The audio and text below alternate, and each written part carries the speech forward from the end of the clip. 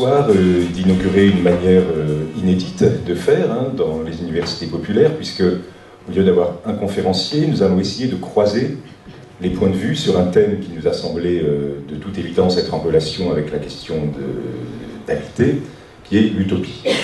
Je ne vais pas déflorer ce que vont dire les différents intervenants, mais en un mot, vous voyez bien que l'utopie, c'est l'idée du non-lieu, hein, du ailleurs, du nulle part, qui pourtant ne cesse de hanter les lieux où nous habitons, hein, comme une espèce d'idéal ou de projet ou d'avenir possible, un autre monde possible. Et cette notion d'utopie hante l'Europe, on peut le dire, depuis le XVIe siècle, hein, depuis que l'Europe est moderne, cette modernité dont nous sommes les héritiers. Bon. Donc nous allons essayer d'aborder cette question de l'utopie à travers différentes approches. Alors, approche littéraire avec Antoine Chantecaille, hein, avec l'utopie comme espace littéraire, une approche historique avec Stéphane Bégaud autour de la question de l'Empire romain. Je parlerai de l'utopie comme va-et-vient entre l'ancien et le nouveau monde pendant toute la période coloniale. Nadia Taïbi parlera de la question de l'eugénisme, hein, l'utopie d'une société purifiée des éléments qui pourraient la rendre imparfaite, etc. Laurence Moulineau abordera la question du point de vue psychiatrique et psychanalytique. Et Freddy Vincent nous parlera, à partir de Thomas More, premier à avoir développé cette idée d'utopie, de la question du travail et de l'usage qui est fait dans l'utopie de Thomas More de la plus-value, qui est fait ou qui n'est pas fait de la plus-value. Voilà, alors je laisse la parole à Antoine Chantecaille pour ouvrir cette discussion. Merci. Alors, je vais commencer par, en littérature, puisque finalement, l'utopie, le mot même utopie, c'est le langage. Hein, l'utopie, ce sont d'abord des mots. Et donc, première chose à dire, c'est que le mot utopie est apparu au XVIe siècle, c'est ce que tu disais, en 1516 pour être exact. C'est un Anglais qui va écrire un livre qui s'appelle Utopia, parce qu'il parlait en latin dans son ouvrage, et ça désigne une île. Alors, cette idée d'utopie, elle existait avant que le mot soit inventé, puisqu'on en reparlera tout à l'heure, Platon avait parlé d'une île imaginaire qui s'appelait l'Atlantide, qui avait un certain nombre de qualités et qui était une île rêvée aussi. Mais ce mot utopie, on va y réfléchir, mais d'abord, on va revenir à notre époque et s'interroger sur le mot même utopie, et remarquer que ce mot-là, il a un penchant positif et un penchant négatif. C'est-à-dire que jusque dans les années 70-80, quand on disait que quelque chose était utopique, c'était quelque chose de négatif, c'était quelque chose d'imaginaire, ça n'existe pas, c'est perdre son temps, c'est se projeter dans un avenir et ne pas vouloir affronter le présent. On avait toute cette idée-là. Et dans les dernières années, la dernière décennie, on a une reflorescence du mot utopie avec une valeur positive. Et on a eu des ouvrages qui sont sortis, des expositions à la Bibliothèque nationale de France sur l'utopie. Et certains articles disaient notre besoin d'utopie, avec un certain nombre de glissements qui vont certainement être observés par mes collègues dans leurs propos, mais que la littérature va observer. C'est-à-dire qu'on est passé d'utopie qui avait une visée collective à des projets utopistes plus individualistes.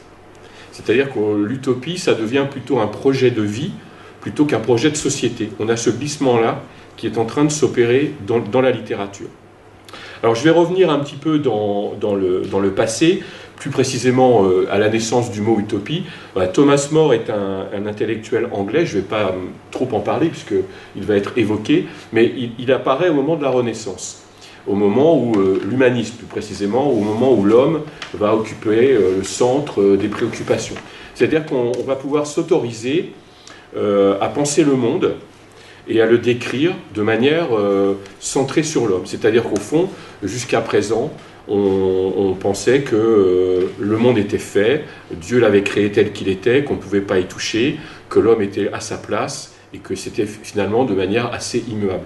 Et l'utopie, finalement, va se poser la question de savoir si finalement on ne pourrait pas changer les choses. Alors je ne vais pas aller plus loin parce que c'est des domaines que vous allez explorer. Alors, je vais mettre en relation maintenant l'utopie de Thomas More et puis le texte de Platon. Donc, dans l'utopie de Thomas More, c'est un narrateur, celui qui raconte l'histoire, qui rencontre un voyageur, ancien compagnon de Vespucci, qui va lui raconter avoir visité des îles. Alors, c'est très important parce qu'au fond, l'utopie, c'est une histoire qu'on raconte à quelqu'un. C'est-à-dire que ce n'est pas une expérience vécue, c'est quelqu'un qui témoigne de quelque chose qu'il a vu. Donc on est déjà dans une histoire, on est presque dans le « il était une fois, dans un endroit, quelque chose ». Et on voit bien le lien là qui peut se créer entre l'utopie et d'une certaine manière le conte. Alors cette utopie, chez Thomas More, elle est tout de suite mise en relation avec, vous avez deux personnages, le narrateur qui vit en Europe, en Angleterre, et ce personnage qui a vu cette île Utopie. Et ce qui est intéressant, c'est que tout de suite, la relation se crée entre ce monde utopique, on va appeler utopique, et la réalité. Je cite Thomas More dans la traduction.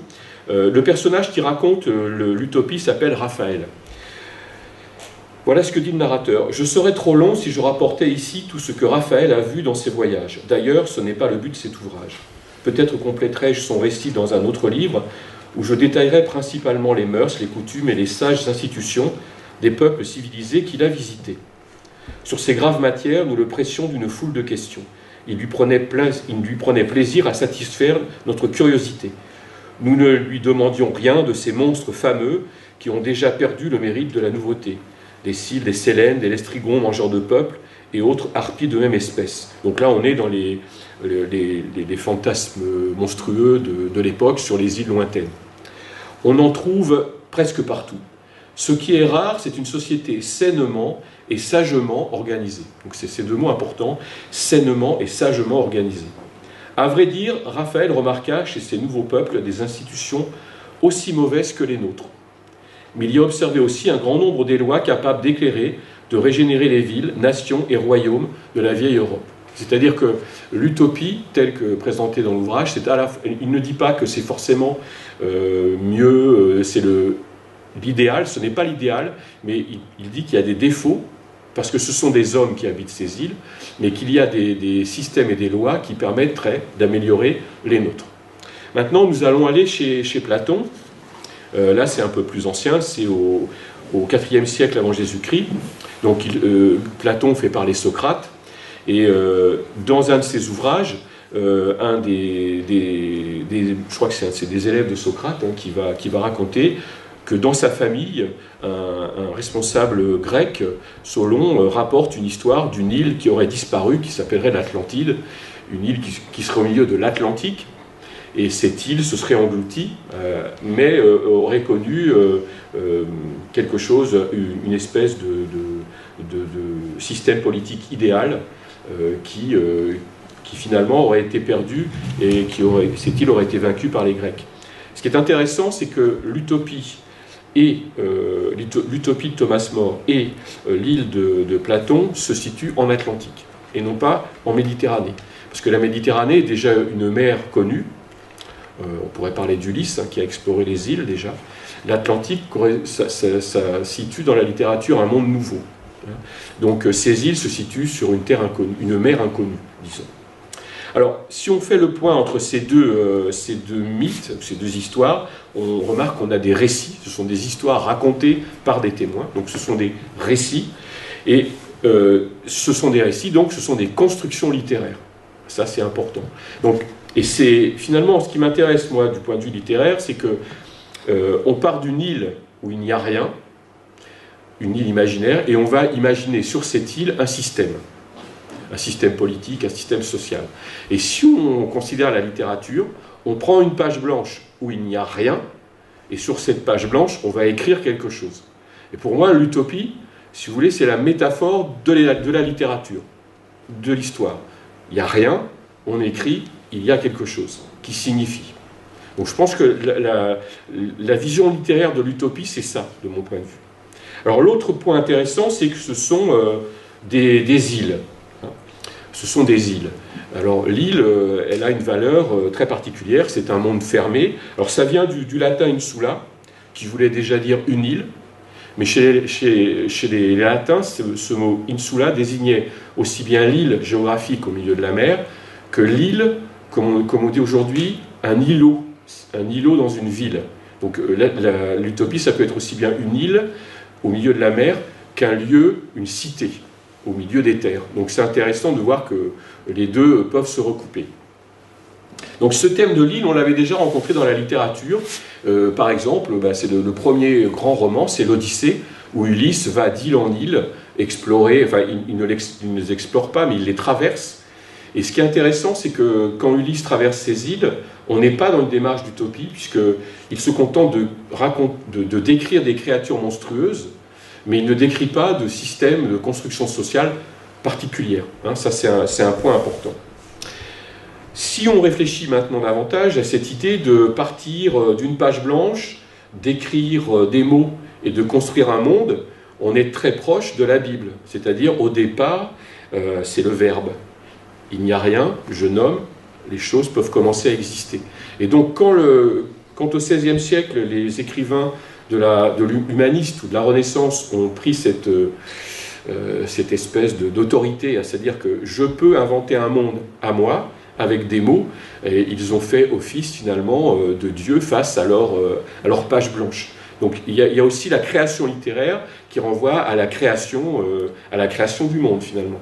Donc l'utopie, c'est également ça, de mon point de vue, en littérature. C'est le pouvoir de l'homme, par les mots, de créer un monde, de se créer un monde. Alors si on examine un peu plus tu me diras quand ce sera le moment, je ne sais pas l'heure en tête. Hein. Bon, si on examine la notion d'île, à savoir, c'est un espace de terre entouré d'eau, c'est un espace isolé. Toutes les utopies ne se déroulent pas sur des îles. Si on remonte au Moyen-Âge, il y avait des lieux où on décrivait des mondes qui étaient des mondes parfaits, pas utopiques mais parfaits. C'était les jardins. On a un roman magnifique au Moyen-Âge qui s'appelle Le Roman de la Rose. C'est un jardin, et ce jardin, il a ce site particulier qu'il est le lieu des amours parfaites. Alors, ce thème du jardin, il est hérité de deux choses. Le premier héritage, c'est la Bible. C'est le jardin d'Éden, ce jardin paradisiaque. Au XIIIe siècle, il y a un autre élément qui va inspirer les jardins de la littérature médiévale, ce sont les croisades. Nos chevaliers occidentaux sont allés vers Jérusalem et ils ont rencontré la civilisation arabe, la poésie arabe qui chante l'amour, les jardins, et ils ont rencontré ces jardins orientaux avec ces jets d'eau, avec ces couleurs, et ils ont ramené en Occident deux choses qui sont assez remarquables. Premièrement, l'amour. Ça peut paraître curieux, mais l'amour en termes de littérature n'existait pas avant cette rencontre avec la littérature orientale. L'amour courtois est l'héritage direct de la poésie amoureuse orientale. Donc ils ont ramené ça en Occident, et puis cet amour des jardins qu'on va retrouver dans la littérature du Moyen-Âge. Donc le Moyen-Âge, c'est plutôt... ce n'est pas une utopie au sens où on n'a pas une reconstruction d'un lieu, mais c'est plutôt un lieu qui va favoriser l'émergence de sentiments particuliers. L'utopie, c'est bien une construction. Alors, l'île, plus tard, va se transformer dans l'histoire. On a des abbayes, je pense à l'abbaye de Thélème chez Rabelais, donc un lieu fermé. Si on va un peu plus loin, on a l'île dans l'espace que sont les planètes. On a des utopies, toute la science-fiction moderne, si vous pensez à Avatar, le film qui est sorti il y a quelques années, mais un ancêtre lointain qui s'appelait Cyrano de Bergerac au XVIIe siècle, avant d'être le héros avec long nez que l'on voit chez Rostand, avait écrit Un voyage dans la Lune, où il imaginait un peu ce monde différent du nôtre, mais qui finalement nous permettait de le mesurer. On a eu aussi des utopies sous-marines, héritées de l'Atlantide. Je pense à Jules Verne, qui a écrit beaucoup de choses là-dessus. Et puis, alors l'espace, tous les espaces finalement cachés. Et puis le dernier espace, bien que les autres continuent, l'espace le plus contemporain, eh bien, c'est l'espace virtuel d'Internet. Eh bien oui, parce que si on y réfléchit, cet îlot isolés de tout, ce sont ces espaces virtuels sur la toile, et on commence à avoir une littérature de ces lieux virtuels sur l'Internet. Donc vous voyez, il y a une continuité sur l'utopie qui va perdurer jusqu'à aujourd'hui. Alors si on veut faire un classement des utopies, parce que bon, on aime bien en France classer les choses, mais ça nous permet aussi d'y voir un peu plus clair, on peut les classer en 3 catégories.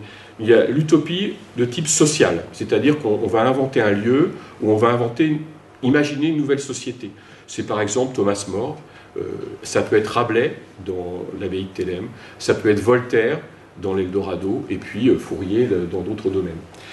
Deuxième type d'utopie, les utopies individuelles, c'est-à-dire un homme dans un lieu qui reconstruit un monde. Le modèle, c'est Robinson Crusoe. Une île, soi-disant déserte, et puis il va reconstruire un monde. Le problème, et là, si on lit bien le roman, c'est qu'on s'aperçoit qu'il reconstruit le monde ancien avec les mêmes défauts que le monde ancien. C'est-à-dire qu'il n'interroge pas son passé, il va récupérer des éléments de son passé pour construire un monde nouveau. Je vous lis un extrait de ce livre-là, traduit encore. C'est au moment où il rencontre l'esclave Vendredi, hein, et voilà ce que dit le narrateur. Donc il va le nommer, un peu comme le créateur. D'abord, je lui fis savoir que son nom serait Vendredi, impératif.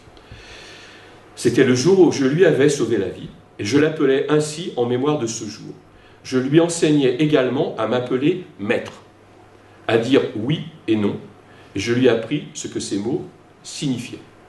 C'est-à-dire que là, on voit bien que dans le monde que Robinson reconstruit, on a les mêmes préjugés, les mêmes rapports sociaux que dans le monde ancien dont il est issu.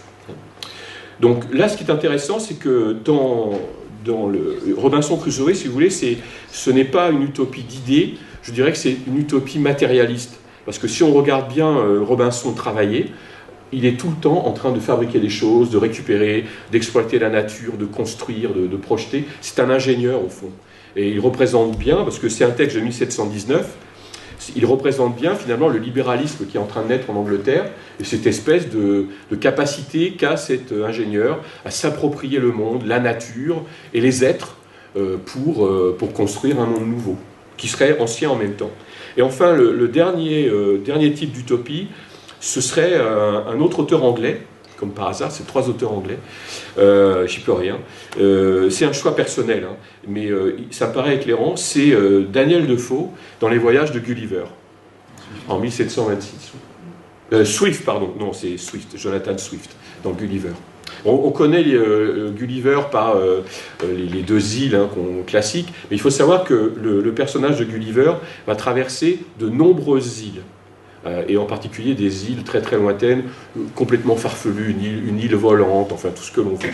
Et là, on a quelque chose de différent par rapport aux 2 autres, c'est qu'il ne s'agit ni de construire une utopie nouvelle, une société nouvelle, ni pour un personnage de rebâtir un monde à lui tout seul, mais ce sont des utopies qu'on va appeler des utopies miroirs. C'est-à-dire que ces îles, qui sont encore des îles, vont être le reflet de notre monde, et particulièrement des reflets qui vont signifier nos défauts. Bon, parce que l'utopie chez Swift a une valeur de critique de la société, comme souvent le cas. Hein. Alors je vais vous lire un extrait, parce que... Et après, je vais lire un extrait. Il visite sur une des îles, dont j'ai oublié le nom, mais c'est un nom très fantaisiste, une académie des principes politiques. Donc il a en tête ce qui se passe en Europe. Et là, Swift va pratiquer ce qu'on appelle l'ironie, c'est-à-dire qu'il va être au second degré. Voilà ce que dit Swift dans ce texte. « Je ne fus pas fort satisfait de l'école de politique que je visitais ensuite. Ces docteurs me parurent peu sensés, et la vue de telles personnes a le don de me rendre toujours mélancolique. Ces hommes extravagants soutenaient que les grands devaient choisir pour leurs favoris ceux en qui ils remarquaient plus de sagesse, plus de capacité, plus de vertu, et qu'ils devaient avoir toujours en vue le bien public, récompenser le mérite, le savoir, l'habileté et les services. Ils disaient encore que les princes devaient toujours donner leur confiance aux personnes les plus capables et les plus expérimentées, et autres pareilles sottises et chimères dont peu de princes se sont avisés jusqu'ici. Donc là, on voit bien la critique en contrepoint, et je termine par un tout petit texte, et là, il va voir les bons profs de politique. Je le lis parce que ça me paraît intéressant. Voilà un bon enseignement, ce prof. Voilà ce qu'il disait à ses concitoyens. Il voulait aussi que chaque sénateur, dans l'Assemblée générale de la nation, après avoir proposé son opinion et avoir dit tout ce qu'il aurait à dire pour la soutenir, fut obligé de conclure à la proposition contradictoire. Parce qu'infailliblement, le résultat de ces assemblées serait par là très favorable au bien public. Je ne voulais pas rater ça. Merci.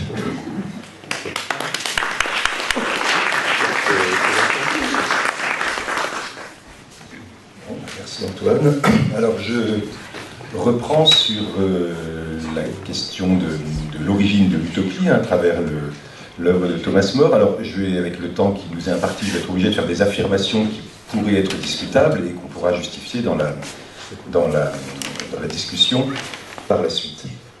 Alors, d'abord l'utopie, voilà, ça apparaît au début du XVIIe siècle, le mot et l'idée, même si, comme Antoine l'a dit, c'était déjà présent chez Platon, mais il va y avoir un renouvellement au XVIe siècle de cette idée, liée à ce que je peux appeler une expérience européenne de la délocalisation. Pourquoi délocalisation? Parce que l'Europe a une triple origine, Jérusalem, en tant que judéo-chrétienne, Athènes, en tant qu'héritière de la philosophie et de la science, et Rome, en tant qu'invention de la politique et du droit. Or, ces trois origines échappent à l'Europe. Les croisades sont finies, on ne reprendra pas Jérusalem. Donc l'origine, Jérusalem, le lieu spirituel de l'origine, n'appartient plus à l'Europe. Athènes est turque. On ne reviendra pas à Athènes, et de toute manière, Athènes est terminée, donc l'Europe ne connaît plus Athènes. Et Rome, empire, n'arrive plus à exister. Tout le Moyen-Âge, c'est l'histoire de la tentative, le Saint-Empire romain germanique, de reconstituer l'Empire. C'est l'histoire pour le pape de vouloir remplacer le Vatican, le souverain pontife, de vouloir remplacer l'Empire par l'Église. Et tout cela échoue et laisse place à l'État. Début du XVIe siècle, c'est l'État qui remplace l'Empire. Un État lié à d'autres États dans une entité qu'on appelle l'Europe et dont les lieux d'origine ne sont pas sur son lieu géographique.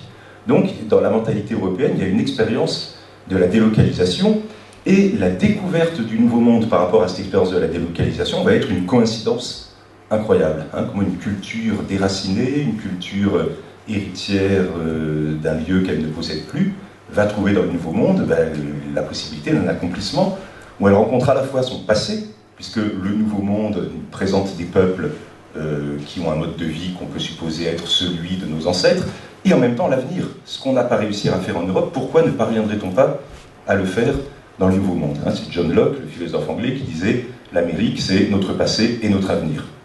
Et le présent n'est pas très intéressant, donc retournons vers notre passé pour mieux aller vers l'avenir. Et donc c'est dans cette perspective que Thomas More, humaniste, lisant Amerigo Vespucci, a, de manière anecdotique, l'idée de faire cette relation de voyage et de parler de l'utopie. Alors, autre point préliminaire, sur lequel j'essaie d'être rapide, il y a donc cette délocalisation de l'Europe, cette affirmation de l'État, de l'État moderne, et ça, cette affirmation de l'État, on la trouve chez Machiavel, le prince. Voilà. Donc, exactement à la même époque, Thomas More écrit l'Utopie et Machiavel écrit Le Prince. L'Utopie sort en 1516, Le Prince sortira plus tard, mais est rédigé en 1513. Et je lis une phrase du début du chapitre 15 du Prince, dans lequel Machiavel écrit « Mon intention étant d'écrire chose utile à qui l'entend, il m'a paru plus pertinent de me conformer à la vérité effective de la chose qu'aux imaginations qu'on s'en fait. Et beaucoup se sont imaginés des républiques et des monarchies qui n'ont jamais été vues ni tenues pour vraies. En effet, il y a si loin de la façon dont on vit à celle dont on devrait vivre, etc. etc. » Donc Machiavel récuse, sans même l'avoir lu, puisqu'il ne sait pas qu'il existe, ce que More est en train de faire, c'est-à-dire d'imaginer une république, alors certes pas parfaite, mais meilleure. Et la grande idée de Machiavel, c'est que je ne cherche pas à définir le meilleur régime possible, je ne cherche pas à améliorer le monde, je ne cherche pas un nouveau monde, mais je prends, pour le dire simplement, l'homme tel qu'il est.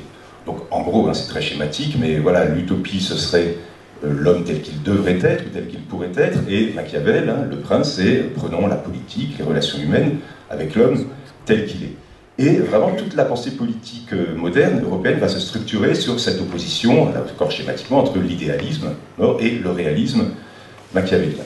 Alors maintenant, arrivons un peu à ce que dit Thomas More dans l'Utopie. Je suis obligé d'être un peu rapide, mais moi, ce qui m'intéresse d'abord, c'est le fait que c'est une île, mais c'est une île artificielle, c'est-à-dire le fondateur, Utopus, a creusé un canal pour séparer l'isthme qui reliait cette île au continent. C'est une île en forme de croissant, donc il y a quand même un acte de séparation. Donc l'utopie, ce ne sera pas le monde, hein, ce sera un monde, comme disait Antoine, un monde à part, dont le mode de vie, le confort, les avantages seront peut-être liés à la négation de ces avantages pour les autres. On va voir dans l'utopie, il y a vraiment l'utopien et l'étranger. Donc ne croyons pas que More nous propose un monde meilleur. Enfin, si c'est un monde, mais il y a d'autres mondes qui peut-être ne le seront pas. Alors, comment cette société fonctionne? Mais je pense qu'il y a une espèce de volontarisme, hein. On se sépare et on construit avec de bonnes institutions de manière très rationnelle, et on peut parler d'une mathématisation, hein, quand on lit les descriptions que le narrateur fait de l'utopie. Tout est dit en termes mathématiques. Alors, mathématisation de l'espace. Je vous lis rapidement un petit passage sur les rues de l'utopie. Excusez-moi, j'espère. Dans chaque rue, de vastes hôtels sont disposés à égale distance et se distinguent les uns des autres par des noms particuliers. C'est là qu'habitent les Syphograntes, hein, ce sont les responsables de quartier, si on peut dire. Leurs 30 familles sont logées des deux côtés, 15 à droite et 15 à gauche. Elles vont à l'hôtel du Sigofrand prendre leur repas en commun. Donc, vous voyez, on a des rues, un grand hôtel, des maisons plus petites, disposées de manière très symétrique. Chaque responsable de quartier a 30 familles sous sa responsabilité qui viennent prendre les repas en commun. Et je précise les détails, je passe les détails sur la diététique, la composition des repas. Donc, l'espace, chaque maison a son jardin. Cette idée, hein, on insiste beaucoup sur les très beaux jardins de ces maisons, mais attention, on change de maison tous les 10 ans. Il n'est pas question que cette maison soit la mienne. Donc il y a une abolition de la frontière entre le propre et le commun. C'est-à-dire tout est à tout le monde, et il ne faut pas qu'un individu puisse s'approprier un espace. Donc vous voyez, il y a une neutralisation de l'espace, et chaque individu, pendant les 10 ans, est chargé de faire de cet espace le plus beau, le plus net possible, hein, sinon il serait sanctionné, mais en sachant qu'il n'y restera pas. Donc, mathématisation de l'espace, mathématisation du temps. Alors ça, Freddy en parlera, la journée est très organisée, et alors il y a la grande idée de Thomas More, la journée de 6 heures, on n'y est pas encore. Hein, donc, et là, lui, il a dit, voilà, en gros, pour produire les besoins nécessaires à la subsistance, il n'est pas besoin de travailler plus de 6 heures. Donc, Freddy en parlera, mais du coup, les autres moments de la journée sont mesurés. Donc, il y a tant d'heures pour le sommeil, tant d'heures pour écouter de la musique, tant d'heures pour manger, et tout cela très normé. Donc vous voyez, mathématisation de l'espace, mathématisation du temps, mathématisation de la famille. Hein, je n'ai pas le temps de lire, mais en gros, chaque quartier a 30 familles, chaque famille doit être composée d'au maximum 15 membres. S'il y a plus de 15, les enfants en trop sont donnés à d'autres familles qui en ont moins. Voilà, on déplace, on équilibre. Vous voyez ? Il y a des statistiques, justement, pour voir comment dans chaque région, parce qu'il y a quand même des villes et des campagnes, si des campagnes se dépeuplent un peu, les statistiques le disent, ça remonte à l'État qui envoie des gens pour repeupler les campagnes. La circulation, vous pouvez quitter votre quartier, mais il faut que ce soit demandé et accordé, parce qu'on ne voit pas trop ce qu'on irait faire ailleurs, comme ça, alors qu'on a une vie si intéressante et si parfaite sur place.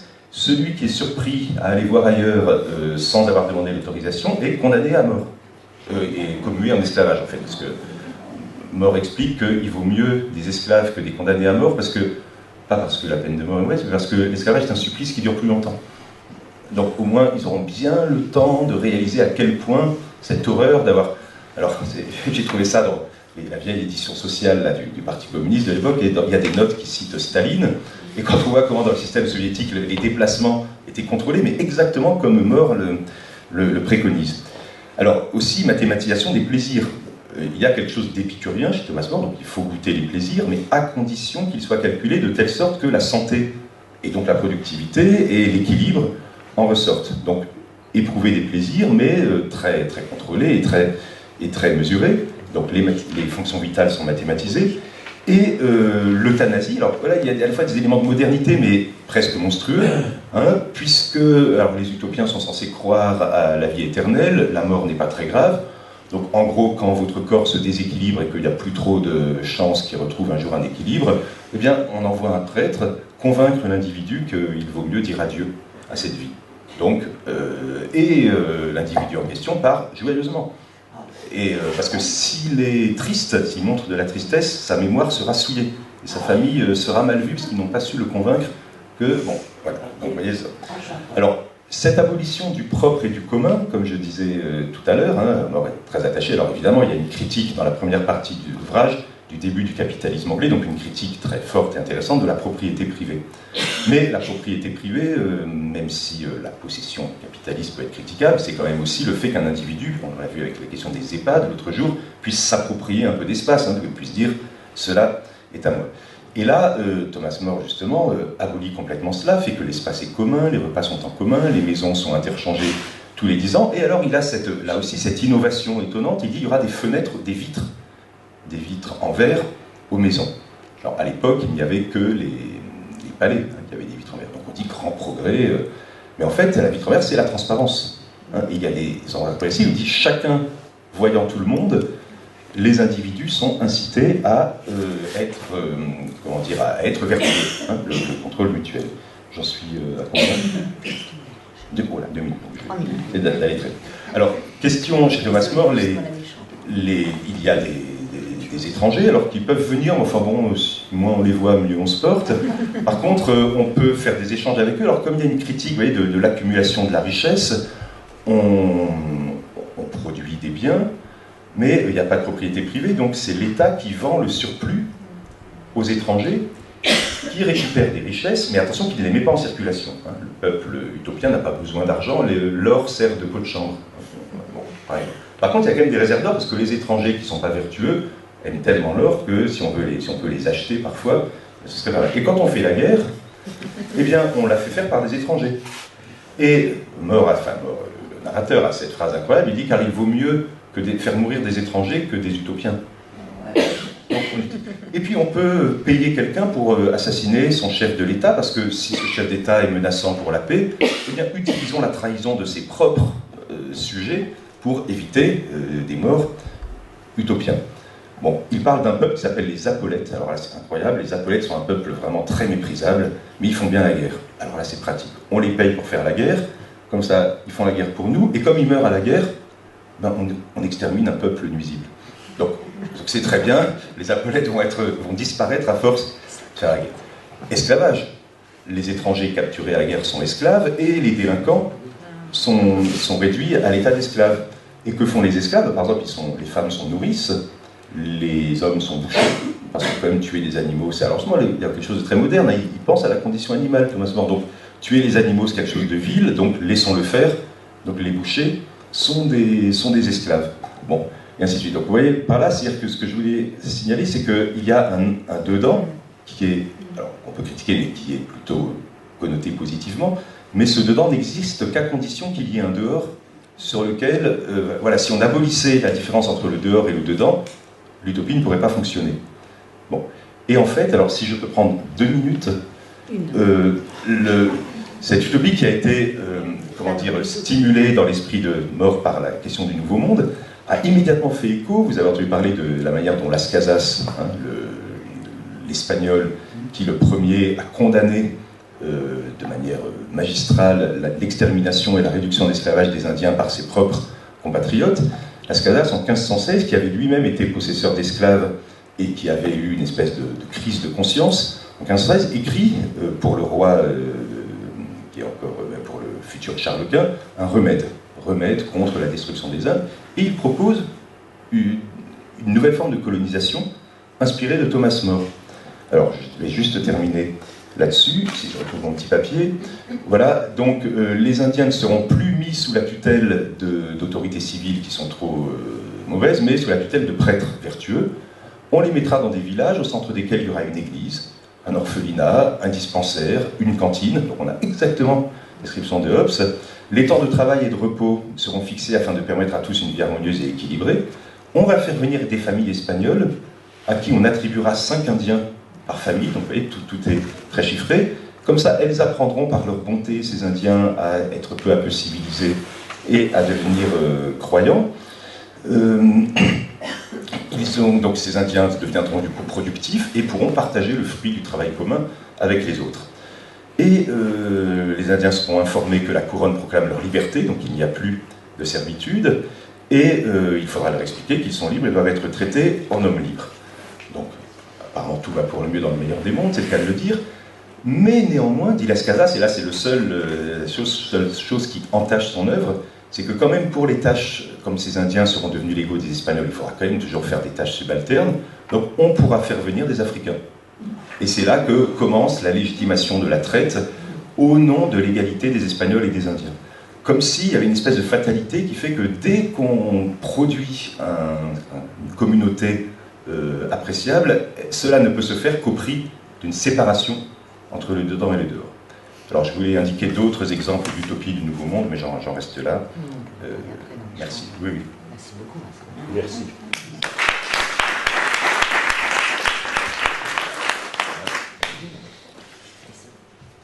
Alors, comme M. Champcaille et M. Grégoire viennent d'en parler, l'utopie, ça peut être abordé finalement comme un ailleurs sur lequel on projette un idéal, ou un lendemain qui serait celui où on souhaite bâtir quelque chose. Et donc, on peut définir cet ailleurs ou ce lendemain comme un horizon. L'horizon, c'est quelque chose qui, par définition, on ne peut atteindre. Donc, ce que je me propose de voir avec vous, à travers également quelques exemples urbanistiques et architecturaux, c'est est-ce qu'il est possible, concrètement, de bâtir une utopie? Et je me propose de le faire au travers de l'exemple de la Rome impériale sous Auguste. Donc, dans le 1er siècle avant Jésus-Christ, on a pour Rome une période extrêmement troublée, de guerre civile, de révolte, une espèce de décrépitude du système républicain, qui se traduit par exemple par des ambitieux qui vont, pour des fins électorales, aller faire un certain nombre de conquêtes. On peut penser à César, qui mène en Gaule justement une invasion qui est destinée à financer son parti politique et son action politique à Rome. Cette période extrêmement troublée va prendre fin en 30 avant Jésus-Christ, lorsque Auguste triomphe de Marc-Antoine et de Cléopâtre, qui s'étaient alliés, et met fin à cette période troublée. À partir de ce moment-là, il est le seul maître à l'intérieur de cet espace qui est l'Empire romain. Il est également le seul, désormais, qui puisse façonner Rome librement et selon son entière volonté. Donc, à partir de là, je commence aux projections, Suétone, qui est donc l'historien qui va retracer la vie des premiers empereurs romains, prête à Auguste cette phrase il se proclame fièrement celui qui a trouvé une ville de briques et qui en a fait une ville de marbre. C'est-à-dire qu'on voit ici l'embellissement, mais la splendeur que Auguste prétend donner à cette ville de Rome. En effet, cet plein pouvoir qu'il va en fait déléguer à d'autres personnes, évidemment. On peut penser à son beau-père Agrippa, qui va être une espèce de, pour donner une comparaison, c'est un peu l'équivalent du baron Haussmann de Napoléon III, celui qui a embelli Paris au XIXe siècle. Donc avec l'aide d'Agrippa, il va pouvoir faire de Rome une ville qui, à nouveau, connaît un âge d'or. Alors cette notion d'âge d'or, c'est important de citer peut-être cette expression maintenant. On a vu tout à l'heure que le mot d'utopie n'existe pas en fait dans l'Antiquité. Donc la notion qui correspond à peu près, c'est cette idée d'un âge d'or qui renvoie à une situation idéale. Et on verra également avec une relation particulière au temps. Alors la ville de Rome remaniée par Auguste, elle repose sur une espèce d'ambivalence par rapport au passé. Dans un premier temps, il faut faire oublier le passé récent, puisque c'est un passé de décrépitude, de désordre et de guerre civile. Donc, l'une des premières missions d'Auguste consiste à faire gommer, quelque part, cette situation de désordre. Mais dans un deuxième temps, puisqu'on veut réclamer, se placer dans une situation d'âge d'or, il faut faire appel au passé mythique, au passé glorieux de Rome, qui passe par deux moments. Le moment de la fondation, vous connaissez peut-être la légende de Romulus,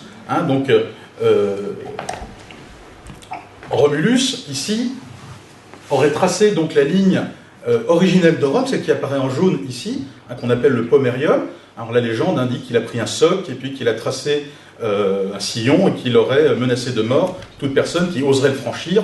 Le premier qui tente cet exploit, c'est son frère Rémus et Romulus, hein, là-bas immédiatement. Bon, que fait Auguste au moment où il reprend les pleins pouvoirs? Il va tracer une espèce de deuxième pomerium qu'on voit ici en violet, hein, et donc il se place dans cette succession. Très clairement, il indique « je suis un nouveau Romulus ». De la même manière, il rend à Rome sa place centrale en tant que capitale impériale, et donc il veut faire du peuple romain, hein, un peuple souverain. Alors cette ville de Rome et ce peuple de Rome vont bénéficier justement maintenant des conquêtes du passé.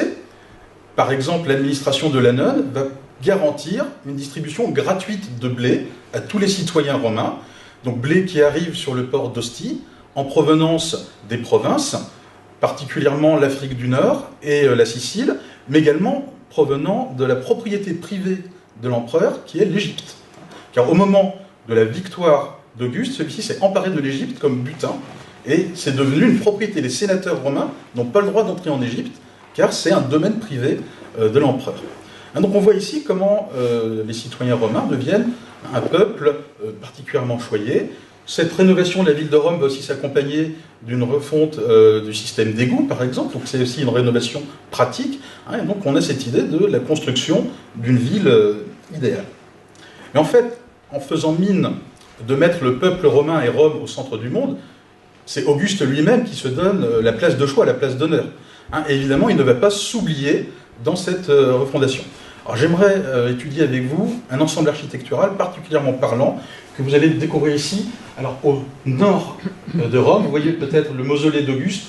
Je vais passer une diapositive un petit peu plus centrée, à côté de la voie Flamine. Donc on est à l'entrée nord de la ville de Rome, sur une voie extrêmement passante.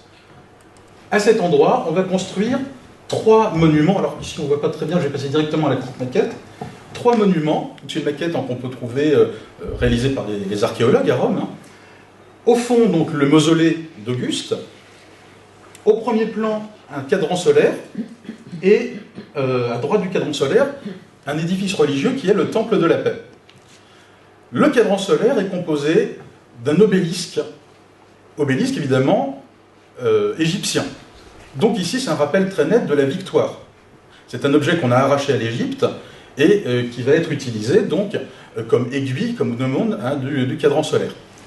Ensuite, vous voyez une grande étendue en marbre qui sert donc de cadran. Sur ce cadran, on va avoir des décorations de type astrologique, donc des constellations, des planètes. Donc toujours hein, un discours architectural, la victoire d'Auguste, symbolisée par l'aiguille, l'obélisque, était inscrite dans le ciel. C'était quelque chose qui était obligatoirement prévu, c'est un don du ciel, et cela fait d'Auguste un homme providentiel, un homme envoyé par le destin. Je vais faire un petit... Vous voyez le cadran solaire avec l'obélisque, le temple de la paix, hein, 2 autres obélisques si on n'a pas encore assez bien compris le symbole de la victoire sur l'Égypte. Alors c'est aussi une victoire symbolique non seulement d'Auguste sur ses ennemis, hein, sur Marc-Antoine et Cléopâtre, mais également de Rome, ville occidentale, ville républicaine, sur les monarchies égyptiennes, sur l'Orient. Hein, c'est une victoire de l'Occident sur l'Orient. Alors ce temple de la paix, vous voyez ici en coupe, donc c'est un bâtiment relativement modeste. Donc ici, Auguste peut même se faire le luxe d'une certaine humilité dans la victoire. Il ne construit pas des monuments extrêmement grandioses, comme avait pu le faire Pompée ou César avant lui. Hein, et sur cette décoration, on va avoir toute une série de symboles. Alors, j'ai trouvé une autre petite image où c'est indiqué. Donc on voit par exemple une référence à la déesse Tellus, qui est une déesse de la terre. C'est une mère nourricière. Donc ici, il y a référence à la prospérité. On voit des rappels sur les origines de Rome. Donc Énée, hein, c'est le Troyen qui a fui la ville en flammes et qui, après une série d'aventures, un peu semblable à Ulysse, finit par arriver dans le Latium et sera hein, l'ancêtre de Romulus. Donc Romulus et Rémus, hein, élevés par la louve.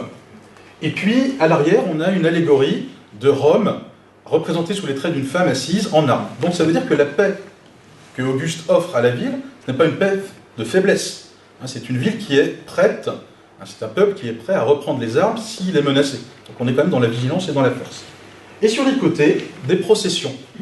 Processions qui indiquent un retour à l'ordre, c'est-à-dire qu'à nouveau, le peuple romain peut se consacrer aux mœurs des ancêtres, ce qu'on appelle le mos maiorum en latin, c'est-à-dire le mode de vie harmonieux qui permet le bon accord entre les hommes entre eux et entre les hommes et les dieux. Donc d'où l'importance des prêtres, mais on remarque aussi que ces processions sont précédées par la famille impériale ou par Auguste. Donc une présidence d'Auguste est déjà la préfiguration d'une hérédité, puisque c'est la famille impériale qui accompagne le souverain. D'un côté, donc, Auguste victorieux, avec le cadran solaire. De l'autre côté, Auguste garant de la paix, avec le temple de la paix. On voit bien ici comment il se met en scène lui-même comme ordonnateur de cet Rome idéal, de cette Rome donc, qu'on peut presque qualifier d'utopique dans le projet. Alors, cet effet est renforcé d'autant plus que tous les 23 septembre, le projet a été conçu de telle manière que l'ombre de l'obélisque franchit directement la porte d'entrée du Temple de la Paix et crée donc un lien concret entre la victoire et la paix. Donc vous voyez comment on a un message architectural qui explique la volonté d'Auguste. C'est encore plus significatif le fait que le 23 septembre, c'est le jour anniversaire d'Auguste. Donc évidemment, personne ne peut ignorer le sens profond de cette construction architecturale. Relation particulière au temps, évidemment, puisqu'on a affaire à un cadran solaire, on a affaire à une représentation cyclique du temps. C'est quelque chose qui va revenir perpétuellement. Donc cette paix qui est offerte par la victoire d'Auguste, c'est une paix qui également sera éternelle. Cette éternité, elle est renforcée par le troisième élément du complexe urbanistique, puisque cette éternité cyclique, elle se fera sous le regard bienveillant de l'empereur qui, une fois mort et divinisé, restera quand même sur place par ses statues, cette statue qui contemple finalement le reste de l'ensemble architectural. Donc voilà comment Auguste, ici, signe cette volonté de faire de Rome une ville idéale pour l'éternité. On a ici la confirmation de ce surnom que nous connaissons tous, qui est Rome, la ville éternelle. Et donc ici, c'est vraiment renforcé par cette volonté architecturale. Alors, est-ce que c'est une réussite? Est-ce qu'on a affaire à une utopie? On a parlé tout à l'heure du fait qu'une utopie, ça ne s'atteint pas. Pourtant, Rome est présentée comme ça à l'intérieur de l'Empire romain. C'est un modèle. Toutes les villes nouvelles qui vont être construites, ou toutes les villes qui sont rénovées dans l'Empire romain, sont faites selon le modèle de Rome. Donc on va retrouver par exemple, vous connaissez les arènes à Nîmes, donc on va retrouver dans toutes ces villes des territoires conquis, des monuments romains, une structuration à la romaine. L'objectif de cela, il est très simple, c'est qu'il s'agit de faire vivre les gens à la romaine. C'est-à-dire qu'ils vont connaître les mêmes loisirs, ils vont connaître les mêmes rythmes. Vivant à la romaine, ils vont penser en romain, et pensant en romain, ils vont être romains. Donc ici, on a affaire à un processus d'assimilation, qui est assez, qui n'est peut-être pas immédiatement conçu dès Auguste, enfin en tout cas qui se met en place dans cette époque impériale, et que les historiens actuels ont nommé la romanisation. Romanisation dont il reste des traces finalement par la suite, puisque finalement Byzance, et ensuite Moscou, Napoléon même, avec l'Arc de Triomphe et l'obélisque de la place de la Concorde, tous ces systèmes politiques ont ensuite cherché à imiter Rome, à se placer dans cette posture romaine. Donc Rome, on voit bien, elle-même devient un horizon, devient l'utopie à atteindre, voire à dépasser. Alors aujourd'hui, on voit bien aujourd'hui que dans notre monde moderne, les symboles de puissance de Rome sont tout à fait encore parlants. Et quand on voit un bâtiment qui est construit à la romaine, on n'a pas besoin d'avoir une explication pour savoir que c'est un lieu important, un lieu de prise de décision. Alors ici, on a le Palais Bourbon avec le drapeau français, donc l'Assemblée nationale, le Congrès des États-Unis, la Bourse de Londres, la City, et la Bourse de Wall Street, à New York. Et donc on voit très bien comment la leçon qui a été initiée par Auguste, finalement, s'est perpétuée jusqu'à nos jours. Je vous parlais tout à l'heure de la Rome en déesse assise et armée. Quand on regarde Marianne quand on regarde Britannia ou quand on regarde Germania, qui sont des symboles des États 19e siècle, hein, donc des allégories de la France, de la Grande-Bretagne et de l'Allemagne, on voit là encore que cette leçon, hein, elle a porté. Alors, horizon à atteindre, horizon aussi à dépasser, parfois même dans des dimensions mégalomaniaques et pernicieuses. Rome étant la ville éternelle, lorsqu'on rêve de faire quelque chose qui dure plus longtemps que Rome, eh bien, on va essayer de la concurrencer dans le gigantisme. Oui, je termine. Je termine ici avec, justement, une maquette prévue par Albert Speer, qui était le projet du Grand Berlin voulu par Hitler comme capitale du Troisième Reich, qui devait, rappelez-vous, durer 1000 ans. Et donc, on est ici, vous voyez bien, dans une réalisation de concurrence avec Rome. C'est-à-dire qu'ici, on a un dôme là au fond qui mesure 159 mètres de hauteur, hein, donc la moitié de la tour Eiffel, hein, quelque chose dont vous voyez, on cherche à être dans une imitation, mais en même temps dans un dépassement de la ville de Rome. Hein, dépassement, et je termine sur une petite comparaison. Hein, la ville de Rome, c'est une utopie, certes, mais c'est une utopie qui repose sur une part d'ombre. On l'a vu tout à l'heure avec Thomas More. La ville de Rome, elle peut fonctionner que s'il y a des esclaves. Esclaves qui font chauffer les eaux des termes, esclaves qui distribuent le blé gratuit dont j'ai parlé tout à l'heure, esclaves qui cultivent les champs. Eh bien, on voit bien ici que le Germania d'Hitler, évidemment, il reposait là encore sur un aspect horrible que nous connaissons, à savoir donc la conquête et la purification, hein, donc le fantasme d'un peuple idéal, dont je pense que Nadia va maintenant nous parler avec l'eugénisme. Transition.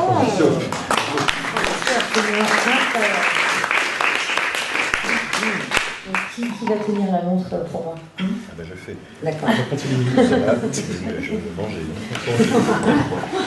C'est bon, ça arrive bien.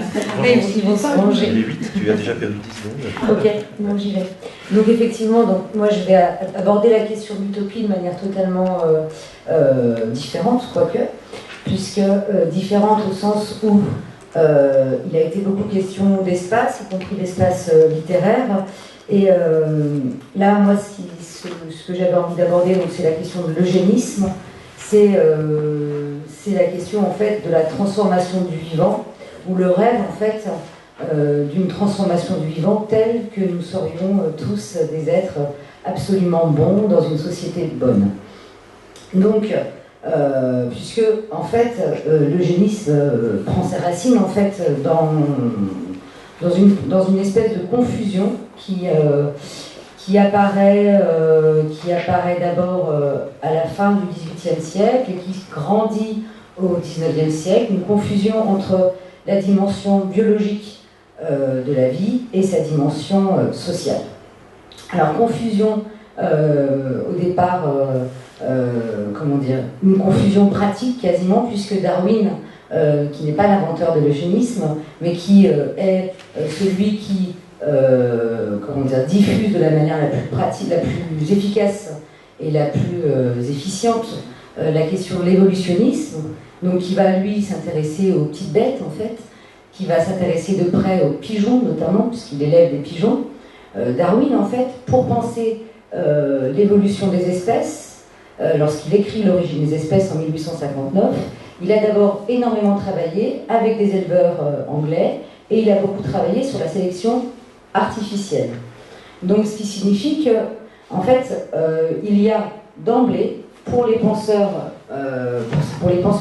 du vivant à ce moment-là, et aujourd'hui encore, une confusion entre l'artifice et la nature, et dans la nature, une tendance plus ou moins maîtrisée à vouloir insuffler une volonté, comme si on pouvait envisager de transformer le vivant de manière à ce qu'il se perfectionne.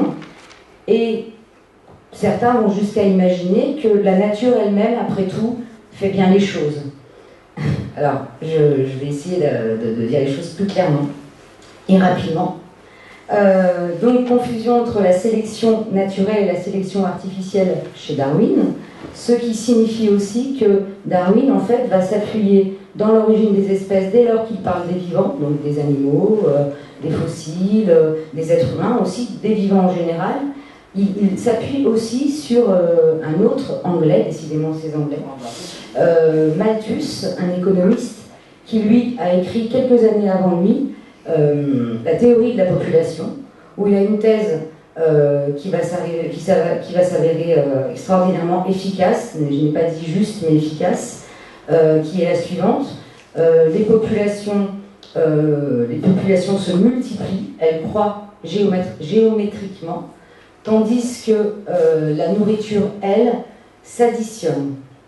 Et donc, forcément, il n'y aura jamais suffisamment de nourriture pour nourrir l'ensemble des êtres vivants. Sauf que Malthus, en fait, ce n'est pas les êtres vivants qui l'intéressent, c'est les populations humaines. Donc, se fondant sur ce théorème, dont on pourrait dire qu'il est critiquable, pour le moins, il va être le premier théoricien de ce qu'on va appeler ensuite le laisser-faire en économie. Rien ne sert, en fait, de s'occuper de ceux qui ne parviennent pas à se nourrir.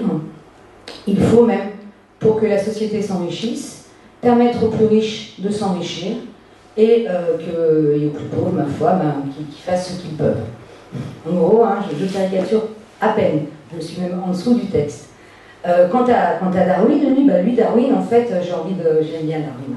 Darwin, lui, il prend son bateau, le Beagle, il va au Brésil, il découvre ses fossiles, il a quand même lu Malthus, il s'intéresse de près à cette histoire d'évolution, et lui, il applique au vivant l'idée d'une évolution qui fait qu'effectivement, dans la nature, il y a une sélection qui s'opère, il y a une lutte pour la vie, il y a effectivement des espèces qui vont réussir à s'adapter, des individus qui vont réussir à s'adapter en variant suffisamment.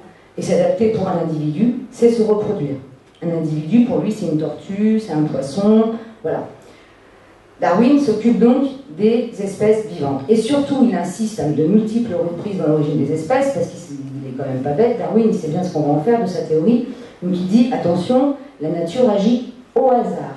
Lui, il évacue toute idée de finalité. Autrement dit, chez Darwin, c'est écrit, pour lui, ce serait absurde d'imaginer qu'une tortue est meilleure qu'une autre et que c'est pour ça qu'elle survit. Donc il n'y a pas d'idée d'espèce qui serait plus forte, meilleure.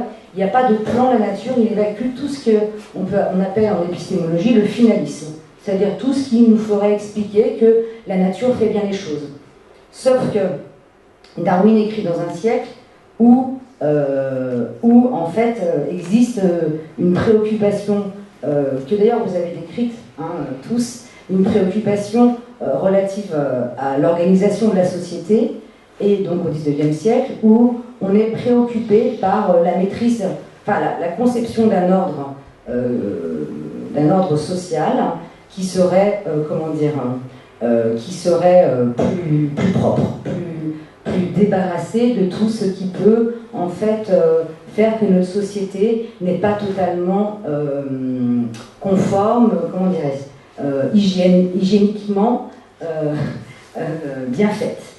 Donc c'est en fait la naissance aussi de l'hygiénisme, on appelle l'hygiénisme, c'est-à-dire un courant de pensée qui fait qu'on va envisager que vivre bien ensemble, c'est évacuer en fait tout ce qui contredit la bonne santé. Alors la bonne santé, d'un côté c'est très positif, être en bonne santé, d'un autre côté ça va forcément à ce moment-là vouloir désigner ce qui peut produire de la pathologie. Donc on va avoir toute une série de théories qui vont les unes et les autres s'accumuler pour définir ce qu'est un homme sain, en fait, tant sur le plan physique que sur le plan psychique. Et quand je parlais de confusion entre le social et le biologique, je vais aller très vite moi aussi parce que j'ai tellement embêté tout le monde que, eh bien, en fait, on voit bien que tout de suite, ça va aboutir à une application en fait de ce que Darwin a fait sur le monde des vivants, des animaux, y compris l'homme, en tant que vivant. Eh bien, on va appliquer cette histoire de sélection naturelle, cette histoire d'adaptation des espèces, eh bien, sur le champ de l'humanité. La pire adaptation étant celle de son cousin, Galton, car Darwin a un cousin malheureux qui a écrit non pas donc l'origine des espèces, mais la théorie de l'homme, en 1869, donc 10 ans après Darwin, et il va appliquer quasiment mot pour mot, beaucoup plus bêtement, mais hélas, il aura beaucoup de succès. Donc la théorie darwinienne, en disant tout simplement les choses très simplement, voilà, il y a différentes espèces, il y a différentes races humaines. Alors, notamment, il y a des races qu'il appelle souples, celles qui peuvent s'adapter, et des races rigides, celles qui ne peuvent pas s'adapter. Donc évidemment, on parie en mille, donc les bohémiens, il est un petit peu obsédé par les bohémiens, font partie des races rigides, hein, donc ils ne peuvent pas s'adapter, on en tirera les conclusions qu'on veut bien en conclure. Donc ça c'est Galton, Malthus, Darwin. Très vite ça va donner des choses très concrètes, mais qui existaient déjà, dans les sociétés européennes, mais qui vont être accélérées par ces théoriciens en fait, et par cette idée d'eugénisme donc, qui va devenir prévalente. Donc, concrètement, on va essayer d'appliquer ces théories, d'appliquer cette notion de sélection, en fait, je ne sais pas si je suis très claire, au champ social, en créant des moyens d'organiser l'indigence. C'est-à-dire, on va tâcher d'expliquer de manière scientifique pourquoi il y a des vagabonds, pourquoi il y a des personnes qui se prostituent, pourquoi il y a des personnes qui sont aliénées. En fait, on va inventer même la notion de criminel né. Alors là, c'est une très grande école. D'ailleurs, il y a le Quai Lacassagne à Lyon. C'est un scientifique tout à fait reconnu qui invente, après Lombroso en Italie, qui crée une école et qui invente ce concept de criminel né et qui est extrêmement incroyable puisqu'elle confond textuellement donc, le biologique et le social. Ce qui signifie, je prends mon voisin, qu'on va notamment étudier de manière précise, au départ, on va utiliser ce qu'on appelle la phrénologie. On va étudier donc le crâne de l'individu, son nez, ses yeux, etc. Et on va pouvoir évaluer comme ça, en général, pourquoi, on va justifier comme ça plutôt, au départ, pourquoi Freddy a assassiné l'ensemble de sa famille. Ceci était prévisible compte tenu de ces dimensions, en fait. Donc la phrénologie, qui nous semble totalement délirante, a eu quand même ses heures de gloire à la fin du XIXe siècle, et bien sûr, ça va donner aussi, alors de manière beaucoup plus, cette fois-ci, sérieuse, eh bien, tout ça, c'est là-dessus que vont s'appuyer, en fait, la criminologie, mais aussi tout ce qu'on va mettre en place pour pouvoir mesurer, contrôler les populations, bien sûr. Donc c'est là-dessus, c'est sur cette idée qu'on va inventer un système pour... on va s'apercevoir quand même que chacun a son empreinte singulière, donc c'est au début du XXe siècle qu'on va ficher les gens, etc. Donc il y a du délire, mais il n'y a pas que du délire. Voilà. Surtout, il y a une idée sous-jacente qu'il y a des êtres qui sont irrécupérables. C'est-à-dire, va apparaître l'idée, avec les lois qui vont être mises en place à la fin du XIXe siècle, milieu du XIXe siècle, il va falloir finir. Donc notamment avec Waldeck-Rousseau, on va mettre en place un système judiciaire où on va demander, faire en sorte en fait qu'une série d'individus jugés irrécupérables, soit parce qu'ils ont commis des délits, soit parce qu'ils pourraient en commettre, soient envoyés dans les colonies. Donc notamment les colonies, c'est-à-dire principalement en fait la Guyane. Voilà. Donc je termine, puisque j'ai encore 3 minutes. L'eugénisme demeure aussi un concept opératoire dans un autre champ, qui est le champ médical, bien sûr, puisque on va encore aujourd'hui en fait parler non pas d'eugénisme mais de néogénisme en ce qui concerne tout ce qui est autour de la pratique de l'embryologie. C'est-à-dire qu'on va, par exemple, déterminer une série de maladies qu'on va éviter. Par exemple, un enfant qui naîtrait sans cerveau, l'embryologie, ça permet justement d'éviter que cet enfant naisse. Mais le problème, c'est que le néogénisme, c'est aussi l'idée que on pourrait, pourquoi pas, choisir que certains naîtraient ou pas en fonction de pathologies qu'on jugerait ou pas acceptables. Et donc c'est la question toujours qui est posée, c'est quelle vie vaut la peine d'être vécue. Et cette question, elle demeure pertinente dans notre société actuelle, et je n'ai pas le temps. Cependant, il faut savoir qu'elle fait écho à une campagne de stérilisation qui a eu lieu dans toute l'Europe. Ça, on ne sait pas trop, donc je le dis quand même. Hein. On sait que les ordres totalitaires tels que le nazisme, par exemple, ont conduit à des campagnes de stérilisation parce qu'on voulait améliorer la race, etc. On sait peut-être moins que jusqu'en 1976 en Suède, jusqu'en 1980 en Suisse, et encore aujourd'hui en Californie, dans les centres pénitentiaires de Californie, on stérilisait des femmes et des hommes, en Suisse en tout cas, parce qu'ils étaient censés porter en eux des gènes qui non pas avaient comme fonction, des gènes qui allaient produire des défauts sur le plan médical strictement, mais qui allaient produire des désordres sociaux. Voilà. Alors simplement, dernier mot, ce que je voulais dire, parce que quel rapport avec l'utopie? Eh bien, l'utopie, c'est génial, l'utopie, c'est intéressant, c'est un concept extrêmement pertinent si il parvient à lutter lui-même contre la dimension qu'il revêt aussi, à savoir l'hygiénisme.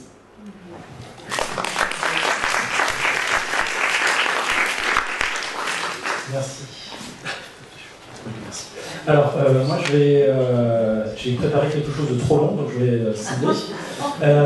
Donc, je vais parler du rapport au travail et du commerce dans le travail de Thomas More, l'utopie, et en rapport avec où est-ce qu'on en est, nous, actuellement, avec notre domaine, enfin notre système dominant, qui est le capitalisme. Voilà.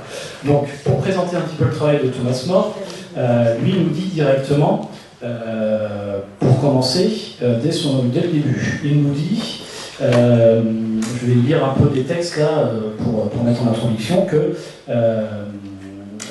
celui-ci il centre son rapport à la production sur notre thème de l'année précédente, la nourriture, en privilégiant les fermiers plutôt que les propriétaires de sol, ce que tu disais tout à l'heure, Vincent, c'est-à-dire qu'il n'y a pas de propriété privée.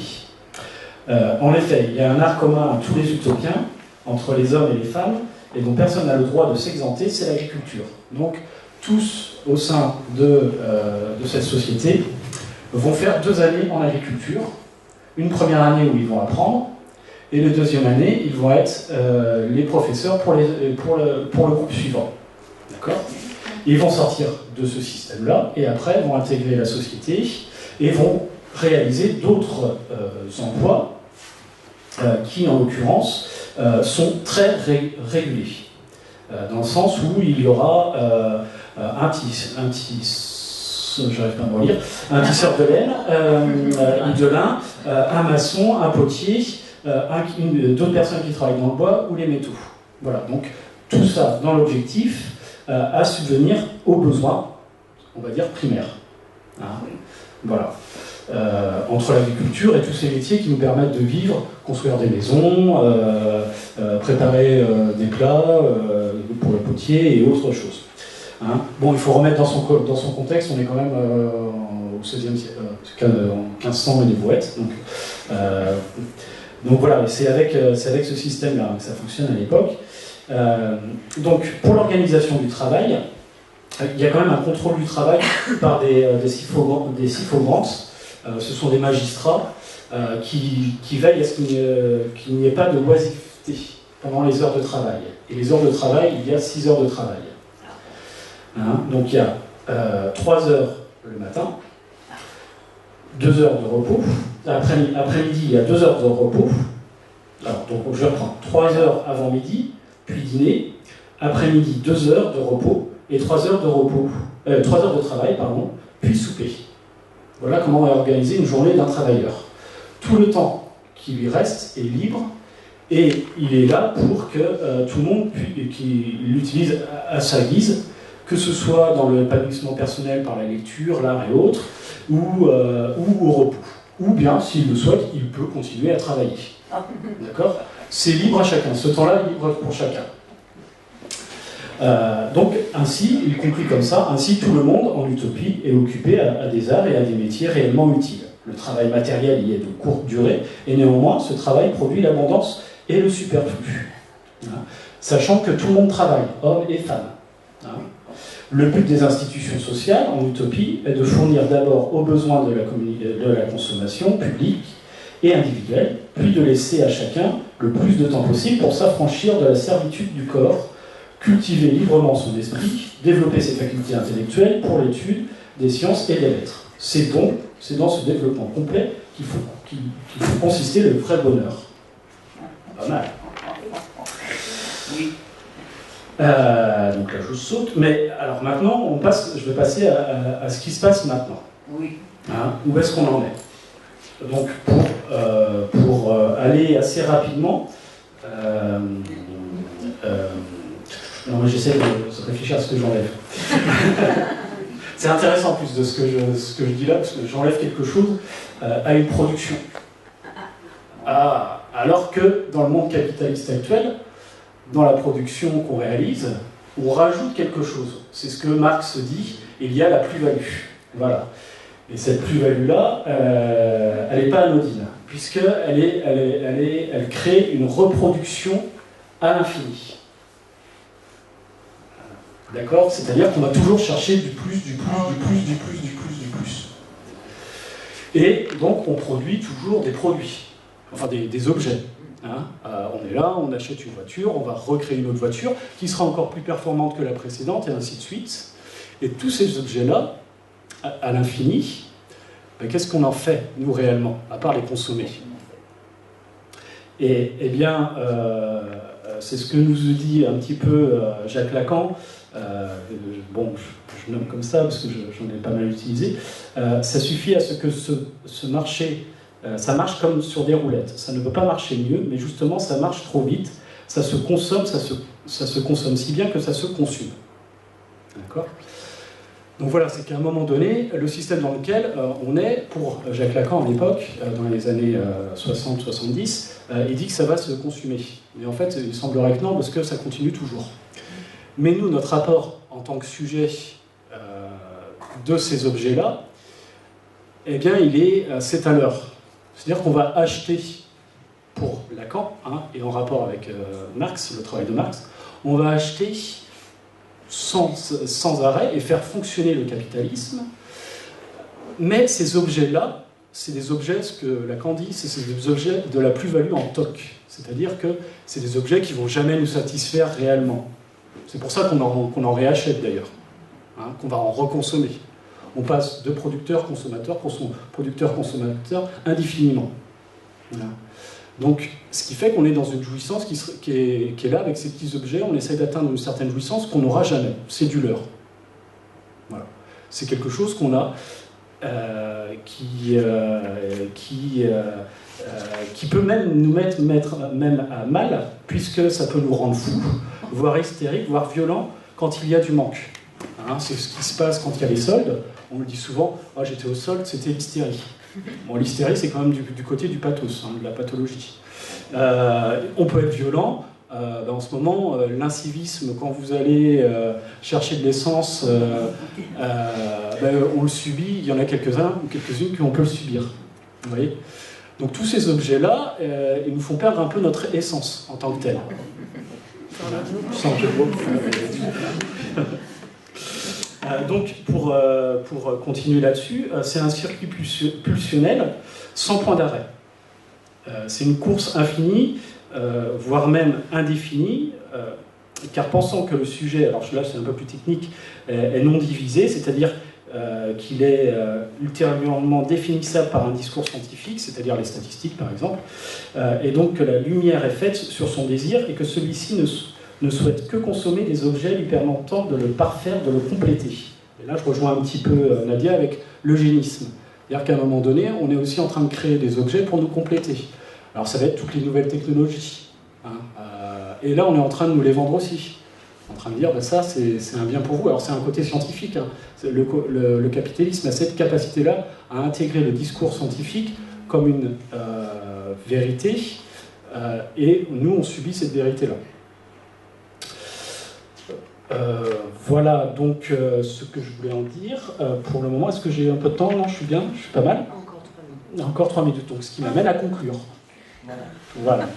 Donc pour revenir sur l'utopie, tout ce qui est produit en surplus ou plus-value, ce qu'a dit Vincent, est stocké et commercialisé vers l'extérieur.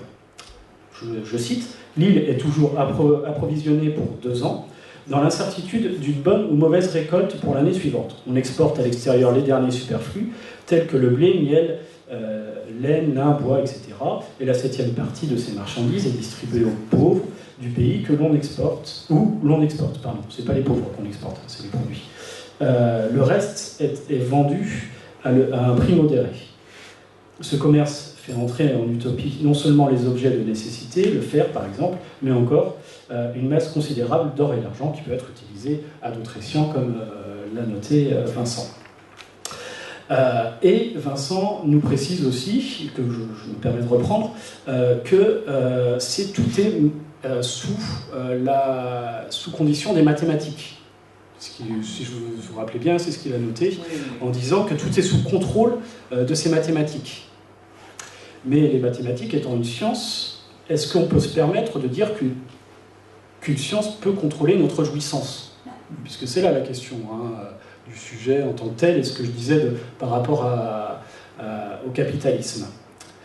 Donc, pour conclure, je laisserai ça, mais est-ce qu'on peut laisser la science maîtriser notre jouissance?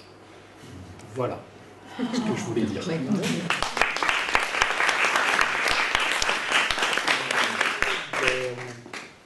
Oui, alors donc, en fait, Laurence Moulineau, qui donc initialement intervenait ce soir, en fait, elle est partie plus tard de son travail, ce qui fait que nous avons au départ pensé qu'elle parlerait après Freddy, mais Laurence m'a dit que nous pouvons commencer à discuter ensemble et qu'elle s'intégrera à notre soirée. Voilà. C'était toi le modérateur, il me semble. Non, est-ce que vous avez des... Alors voilà, maintenant en fait, eh bien, ça fait beaucoup. Je pense que vous avez entendu beaucoup de choses déjà. On a essayé de rythmer les choses de manière extrêmement autoritaire. J'espère que vous avez vu. De manière à ce que vous puissiez quand même ne pas complètement être écrasé par tous ces différents aspects de l'utopie. C'était eugénisme là. Il n'y a pas longtemps qu'on a dit à l'école, on a essayé de voir les enfants à 3 ans, s'ils étaient capables, on les met dans les cases pour savoir ce qu'ils vont devenir et tout. Il n'y a pas longtemps de ça. Je crois que c'est ce matin sur France Culture aussi, on a parlé un petit peu de tous les tableaux par rapport à l'informatique, ce qu'on pouvait étudier par rapport à notre comportement pour pouvoir orienter la publicité vers nous. On est espionné, sur à qui on parle, où on achète pour pouvoir prédire ce qu'on va pouvoir nous envoyer vers nous comme information, comme publicité pour notre bonheur. Donc, en vous entendant, c'est pas loin, c'est encore là. Quelque chose de plus poétique. On trouve beaucoup encore dans la littérature des enfants, je pense à l'île du subjonctif où on s'en va, tout un groupe d'enfants. Il y a encore des livres qui sortent assez récemment où on passe d'une vague, et puis de cette vague on s'est endormi, on s'en va dans un autre monde. On en trouve beaucoup en littérature nouvelle. Ces îles nouvelles pour nous faire rêver. Par rapport à ce que vous avez dit, juste pour répondre. Donc par rapport à la question de l'eugénisme aujourd'hui, c'est vrai que effectivement elle demeure totalement contemporaine.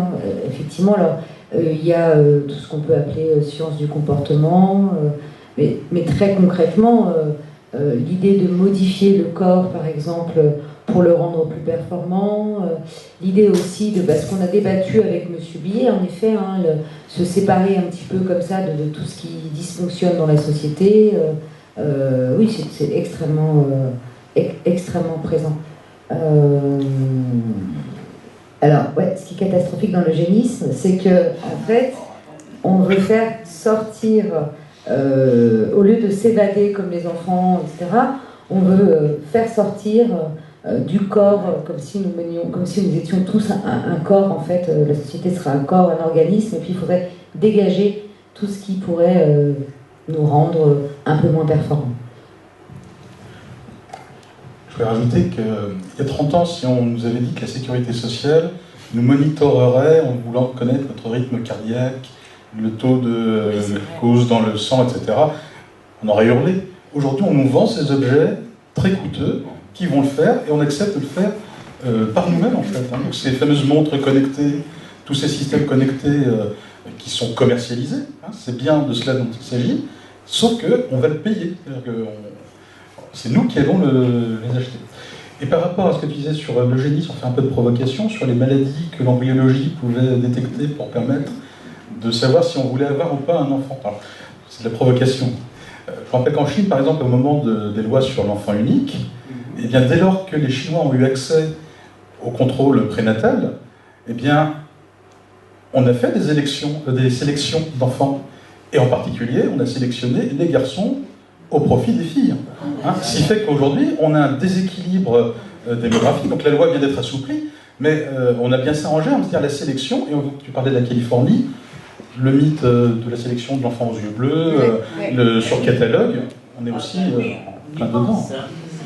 Alors, ouais, là-dessus, en fait, justement, sur l'eugénisme, je réponds à une autre question, c'est que, en fait, l'histoire, il y a aussi une confusion qui perdure entre la science et l'idéologie, en fait. Parce qu'il existe effectivement des catalogues aux États-Unis où, effectivement, on peut choisir le sperme de tel grand champion de basketball, et puis tel... voilà, comme si effectivement, parce que vous étiez l'enfant d'une top modèle, vous seriez vous-même top modèle. Moi, je n'cesse de dire à ma fille que c'est pas la peine de rêver, quoi.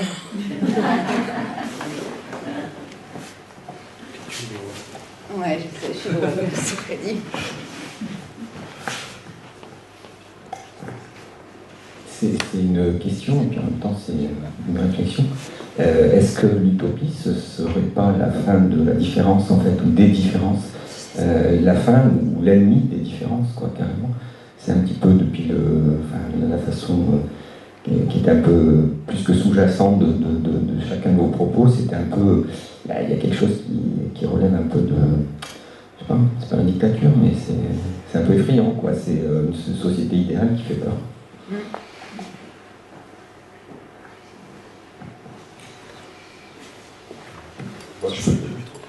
Je peux répondre par rapport à la littérature. C'est évident que quand on regarde, par exemple, la BITM de Rabelais, la première chose, c'est d'exclure les moches, ceux qui n'entrent pas dans le cadre, etc. C'est-à-dire que ceux qui se mettent... Non, mais c'est important, parce qu'il le dit très clairement. Ce qu'il faut savoir, c'est qu'à cette époque-là, on sort du Moyen-Âge, et au Moyen-Âge, quelqu'un qui a une qualité intellectuelle, c'est qu'il est beau en même temps. C'est-à-dire que la laideur physique est liée à une laideur morale. Donc, n'entre à la BITM que des gens qui sont beaux. On a des portraits extrêmement somptueux d'hommes et de femmes, parce que ça présuppose que derrière, on ait des qualités morales. Donc, il y a un tri qui s'opère. C'est ce que tu disais à l'instant, c'est-à-dire que la BITM ne fonctionne que parce qu'à l'extérieur, et Rabelais ne les évoque pas, il y a les couturières, les cuisiniers, les tapissiers, tous ceux qui font fonctionner cette petite communauté de privilégiés, au fond. Mais on est dans une construction littéraire, c'est pas grave tant que ça reste sur le conte. Si on regarde les contes de fées aussi, on se pose pas trop de questions sur la couturière qui fait le costume de la belle princesse. C'est ce domaine. Ça devient grave, c'est quand après, c'est ce que tu disais Vincent, c'est quand on veut mettre en vrai ce qui au départ n'est qu'une fable. Oui. C'est là où ça devient difficile. Cette femme, elle existe peut-être parce que c'est une tendance naturelle chez l'homme. Oui, il a besoin d'histoire. Le culte du beau, tout ça, et puis l'idéologie autour de ça. Ouais. Alors, moi je voulais parler de la littérature, parce qu'on en a parlé pour les enfants, et rebondir sur ce que tu disais sur la consommation. C'est-à-dire qu'il y a un domaine qui a repris le thème de l'utopie, c'est la publicité, qui construit des utopies en permanence, l'utopie de la consommation. Et ce qui est intéressant, c'est qu'actuellement dans la littérature, il y a un renouveau des utopies. En fait, c'est proposer d'autres modes de jouissance que celle de la consommation à travers à travers la littérature, c'est proposer d'autres modèles. Parce que si vous regardez la publicité, quand même, regardez de près certains petits films publicitaires, ça renvoie à des grands modèles d'utopie. On retrouve des thématiques du conte de fées, on retrouve tous ces grands axes. Et donc, il faut se réapproprier les utopies qui ont été confisquées. Et là, actuellement, la littérature, on revient à ça. Ce sont des utopies, c'est ce que je disais dans ma présentation, qui sont plus individuelles. C'est-à-dire, comment je vais me situer à travers le monde, quel type de désir, quel type de relation que je peux instituer. Oui, il y avait une question. Oui. Peut-être est-ce un contresens par rapport à tout ce qui a été dit, mais dans vos interventions, surtout celle de Vincent, j'avais le mot kibbutz qui me venait en permanence. Et je me disais, mais peut-être un contresens terrible, hein, dans cette idée de, je ne connais pas bien, j'ai jamais vécu en kibbutz, hein, mais cette idée de justement quelque chose de complètement à part, coupé d'eux, cette espèce de rythme aussi qui sont imposés. Enfin, moi j'ai eu une amie que j'ai perdu de vue maintenant, mais qui a vécu en kibbutz pendant très très longtemps. L'idée des enfants retirés à la famille, dans des temps très orchestrés, etc. Tous ces moments qui sont les espaces et le temps, l'espace et le temps qui sont vraiment très très aussi maîtrisés. Et, enfin, je sais pas, c'est une idée qui m'est venue, surtout dans ton intervention. Le refus de la monnaie. Le refus de la monnaie. L'expérience de tout le monde passe au travail de la terre pour ensuite, après, transmettre. Hein. On arrive dans un kibbutz, enfin, vous connaissez sûrement mieux que moi ce que c'est, mais comment ça fonctionne. Mais on arrive et tout le monde vit l'expérience et ensuite on n'arrive pas en étant médecin et puis en fonctionnant comme un médecin, on arrive et on cultive et puis après éventuellement, parce qu'on est médecin, on va soigner, mais enfin, voilà. Je ne sais pas si c'est un contresens ou si c'est en lien avec... Il y a l'idée du jardin aussi. L'idée du jardin cultivé. De la terre sèche qu'on fait recueillir. Moi, je ne connais pas particulièrement, mais je sais qu'également dans les années 30, dans les premiers kibbutzim, il y a eu une grosse polémique avec une répression même quant à la question de savoir ce que les Palestiniens avaient comme statut. Est-ce qu'ils avaient le même statut ou est-ce qu'ils étaient domestiques, valets de ferme, etc. Et ce qui l'a emporté, c'est le Palestinien valet de ferme. Alors qu'à un moment, certains sionistes de l'époque avaient le projet, un peu comme Las Casas, que des familles juives européennes puissent fusionner avec des familles palestiniennes et construire comme ça un monde nouveau, mais on voit bien ce qu'il en est sorti. Par rapport à la question tout à l'heure sur l'abolition de la différence, alors justement, c'est ce que j'en profite, c'est ce que je voulais dire dans le temps que je n'ai pas eu, c'est qu'au XVIIe siècle, il y a eu l'Europe, comme toutes les sociétés le font, a en quelque sorte expulsé ces marginaux, ces inutiles, etc., et a mis en place le système de l'engagement, c'est-à-dire un jeune garçon sans travail, sans feu ni lieu, pouvait s'engager, partir pour 3 ans dans les colonies, donc il avait le statut d'esclave, et au bout des 3 ans, il avait un petit lopin de terre, s'il est resté vivant. Alors la France, c'était 3 ans, l'Angleterre, c'était 7 ans, mais en général, il y avait toujours une petite peine qui faisait que c'était prolongé, donc en général, il mourait esclave. Mais, alors c'était des gens un peu proscrits. À côté de ça, dans les ports français, il y avait les protestants, qui certes, l'édit de Nantes les protégeaient, mais qui étaient quand même constamment en porte-à-faux, qui n'avaient plus le droit d'exercer la médecine, plus le droit de diriger des navires, qui partaient. Et en fait, dans la Caraïbe, ces gens-là se sont retrouvés par hasard ensemble et ont construit une espèce de contre-société, en particulier dans l'île de Saint-Domingue. C'est là que les boucaniers, par exemple, se sont installés. Donc le boucanier, c'était un engagé qui se retrouvait libre au bout de ses 3 ans, qui chassait les cochons sauvages et les vaches sauvages laissées par les Espagnols, qui vendaient du cuir et qui vendaient de la viande boucanée. Et donc qui étaient dans le réseau du commerce international, mais en vivant, alors ils avaient inventé le système du matelotage. Ils étaient par 2, les matelots. Voilà, et en général, c'était un libre qui recevait un jeune engagé, qui s'en servait comme son domestique, et au bout de 3 ans, il faisait un couple. Des couples d'hommes, il n'y avait pas de femmes, pas de reproduction, pas d'enfants. Bon. Et parfois, quand une expédition était organisée pour aller piller une ville espagnole, Carthagène par exemple, quelques flibustiers arrivaient sur la côte, ils s'appelaient les frères de la côte, et lançaient un contrat. Ils appelaient ça la chasse-partie.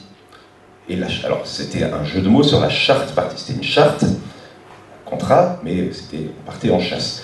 Et donc, à l'intérieur de ce contrat, il y avait une égalité, un respect des règles et en même temps une rigueur des règles qui était extrême, et c'est eux qui ont inventé les assurances. On perdait une jambe, on gagnait une partie du butin, on perdait et tout était gravé. Il y avait même des retraites. Le vieux flibustier, à un certain âge, pouvait jouir de sa retraite. Et tout le butin qui était supérieur à ce dont ils avaient besoin était dépensé dans des tripots. Alors, chez Thomas More, l'or est mis de côté pour faire la guerre, etc., pour faire le commerce avec l'étranger, et là, l'or était brûlé, consumé. Hein, et donc, c'était toute l'image qu'on a de la piraterie. Mais il y avait une volonté de ne pas thésauriser, hein, de prendre le prédateur, la prise, le droit de prise, et à condition que ce soit consommé immédiatement. Et donc, ça a duré 20-30 ans, mais assez intéressant. Et puis évidemment, les États n'ont pas supporté longtemps cette existence déterritorialisée comme ça de communauté. Donc sur un bateau pirate, il y avait une égalité et une démocratie. Hein. Le capitaine était élu, le maître qu'on appelle, je sais plus, enfin les différents titres dans les navires, étaient élus et les parts étaient réparties de manière consensuelle. Bon voilà, donc je voulais indiquer cet aspect-là de la contre-société. Et quand je parlais tout à l'heure d'Internet, hein, c'est le côté que c'est la chance de celui qui n'a peut-être pas sa place dans la société, qui peut sur le web se construire un réseau. Hein, on parle bien de pirates, de hackers, etc. Donc finalement, il y a une... Enfin, c'est peut-être un peu facile, hein, il faudrait vérifier un peu, mais il y a une analogie assez tentante à faire entre le libre espace du web et ce qu'était le libre espace maritime à l'époque, où les États n'arrivaient pas à imposer leur autorité souveraine, leur puissance territoriale. Monsieur.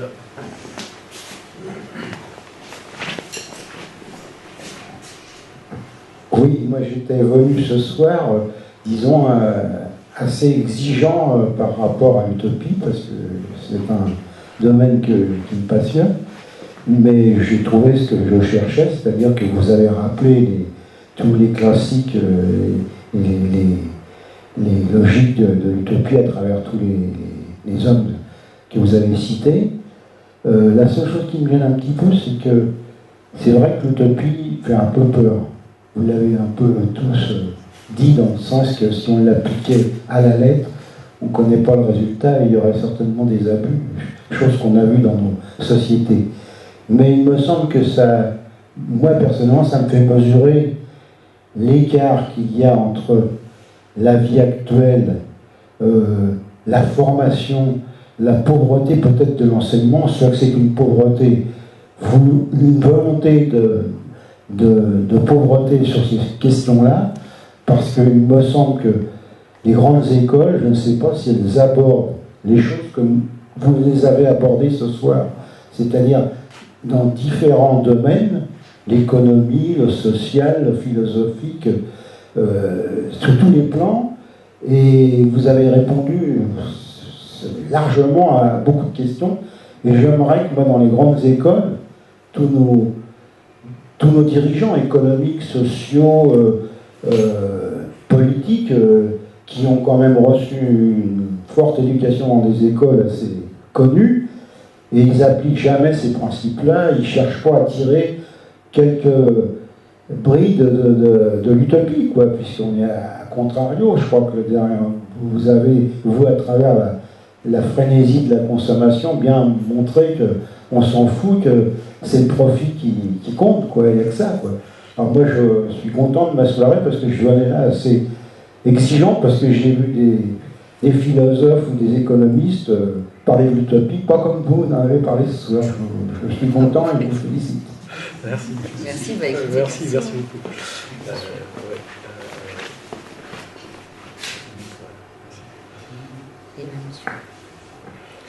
Moi, c'est plutôt la réflexion, effectivement, où on arrive à positionner l'utopie à un moment historique et qui apparaît comme être, tout simplement.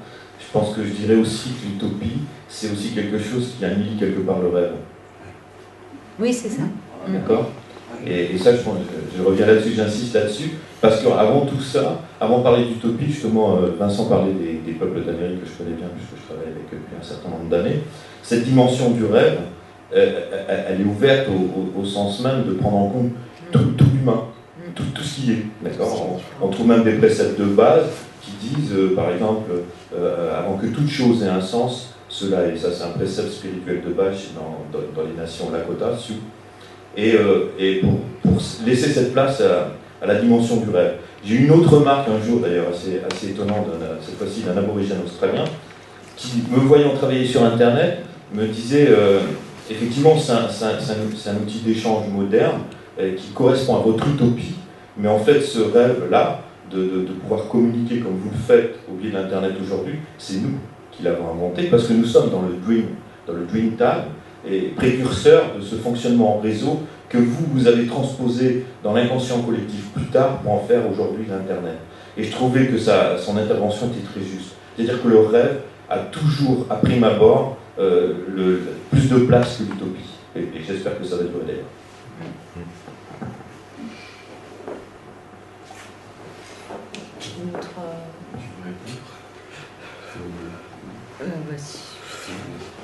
Ah, là, il y avait déjà... Oui, je peux après.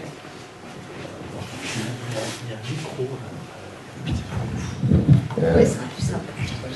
Bon, on a eu un grand modèle d'utopie à partir de mort, mais est-ce qu'il existe d'autres, je sais pas moi, d'autres systèmes d'utopie qui auraient été décrits de façon aussi scientifique que mort aujourd'hui, au XXe siècle, ou à part, je sais pas moi, l'aventure nazie? L'aventure nazie, c'est déjà pas mal.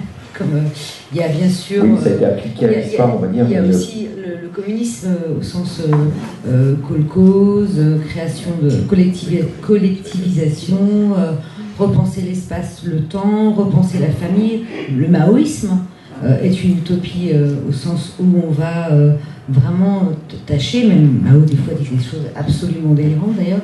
Enfin oui, il y a quand même eu des constructions. Alors c'est vrai qu'il y a des. Quand on parle d'utopie, on sait qu'il reste quelque chose qui n'est pas réalisé en fait.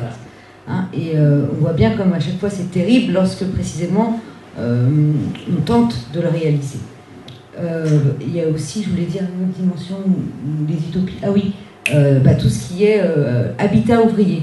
Alors les phalanstères, notamment donc les villes merveilleuses du début du siècle où en fait il y avait c'était des cités en fait qui étaient voilà, à Nantes il y a la cité radieuse par exemple où on avait pensé en fait toute une organisation de la cité avec le travail, l'usine donc la crèche, l'école, l'hôpital, des endroits clos en général régentés autour d'une organisation, une équipe de football. Alors ça, c'est pas forcément, ça n'a pas forcément été que catastrophique. Mais voilà. Il y a un autre exemple, c'est peut-être moins connu, mais il me semble qu'on pourrait parler de l'utopie hippie des années 68. Ah oui. Parce que derrière, il y a un grand texte de Jacques Kerouac sur la route, où il décrit, alors justement, lui, il n'est pas dans un lieu, il se détache de tout. Il se détache d'un espace précis, il est en marche. Et je pense qu'on a cette idée-là, c'est une utopie qui se bâtit contre un modèle, qui est le modèle de la consommation américaine. Il y a quand même des tentatives sur des îles. Vous avez certaines îles d'Indonésie, Bali, il y avait ça, il y en a aussi au Baléares. Il y a eu des tentatives de communautés. En Grèce, Skiathos, il y avait des groupes qui se sont implantés. Il y avait un retour à la nature, il y avait un certain nombre d'éléments qui structuraient cette utopie. Voilà. Après, c'est devenu plus... On a toujours un peu, il y a des petits bouts. Quand on va à 68, moi je sais que j'ai plein de copains qui étaient ingénieurs, qui sont partis dans l'Aveyron, dans l'Ardèche, avec un échange, un accueil, retaper des maisons, cultiver la terre. Et, bon, il y en a quelques-uns qui sont restés, voire même, il y a ce fameux film qu'on voit, Jonas aura 20 ans dans l'an 2000, où on fait soi-même l'école. Moi, je connais des endroits où ils sont restés peut-être 5-6 familles à faire l'école aux enfants d'une autre façon. Ils vivent encore. Et moi, ce que je trouve encore maintenant, je commence à revoir aussi des lieux où il y a des jeunes, où ils construisent autrement leur maison, ils veulent échanger autrement, ils veulent avoir un lien avec la terre. Moi, je ne veux pas en mettre, mais quand je vois comment fonctionne quand même Notre-Dame-des-Landes, actuellement, avec tous les gens différents, avec leurs problèmes et tout, et leur gestion qu'ils ont d'écouter à tour de rôle les problèmes des uns et des autres, comment on va les résoudre, qu'il y a un groupe de travail qui écoute un peu les problèmes de certains, et puis ça change à tour de rôle, comment on va résoudre ça et tout, les échanges et tout. Bon, c'est un nouveau, voilà, un village où certains endroits ont une envie d'être ensemble autrement. Moi, je vois, on a essayé de monter, on essaye de monter, il y en a dans la salle, un café qui s'appelle un café solidaire, on s'appelle Chaudron à Mille-Pattes. Et quand on est venu pour ce café solidaire, à notre grand étonnement, on a vu plein de gens qui sont plein d'associations qui ont envie de se mettre à l'endroit, notre endroit il est utopique parce qu'on l'a pas. Mais on a vu arriver plein de gens qui avaient cette idée, qui avaient des savoir-faire, qui avaient envie de le poser quelque part. Vous voyez? Donc, vous voyez, on est dans cette utopie-là. Voilà. Alors, ce qui est intéressant, me semble-t-il, c'est un petit peu ce que disait Antoine aussi, c'est l'idée de mouvement, en fait. C'est-à-dire, tant que les zadistes sont à Notre-Dame-des-Landes, réfléchissent, construisent de manière séparée de l'ordre établi, non pas une société, mais une communauté. Je pense qu'effectivement, on a là tout l'aspect dynamique de l'utopie. Là où les choses deviennent extrêmement complexes pour l'individu, l'expression de l'individu, etc., c'est ce que vous avez montré tous les trois, tous les quatre, c'est lorsque, un petit peu moins, parce que la littérature laisse une ouverture quand même davantage, mais c'est quand même dès lors que ça devient installé, dès lors qu'il y a le pouvoir, en fait. Là, dès lors que l'État, effectivement, que se passerait-il si nous avions un gouvernement zadiste ? Je sais pas, c'est une question que je pose. Non, voilà, vous voyez, vous n'avez pas envie de... Non, mais la séparation. Comment ? Donc, toujours la séparation. Voilà, c'est ça. C'est la séparation. Ouais, voilà, dis-le. Non, bah, ça veut dire que l'utopie, quelque part, entretient aussi cette espèce d'approche duelle des choses. Ouais. Parce qu'en fait, le rêve par différence, on peut rêver et le rêve peut être non duel, justement. D'accord ? Et le problème de l'utopie aujourd'hui, c'est d'être souvent sur une voie duelle. Je pense, d'opposition duelle. Donc voilà, effectivement, à ce moment-là, on parle de séparation. Ou alors, comme on le dit là, en parlant des hippies 68 arts, c'est effectivement du rêve. Et c'est autre chose. C'est à débattre, hein.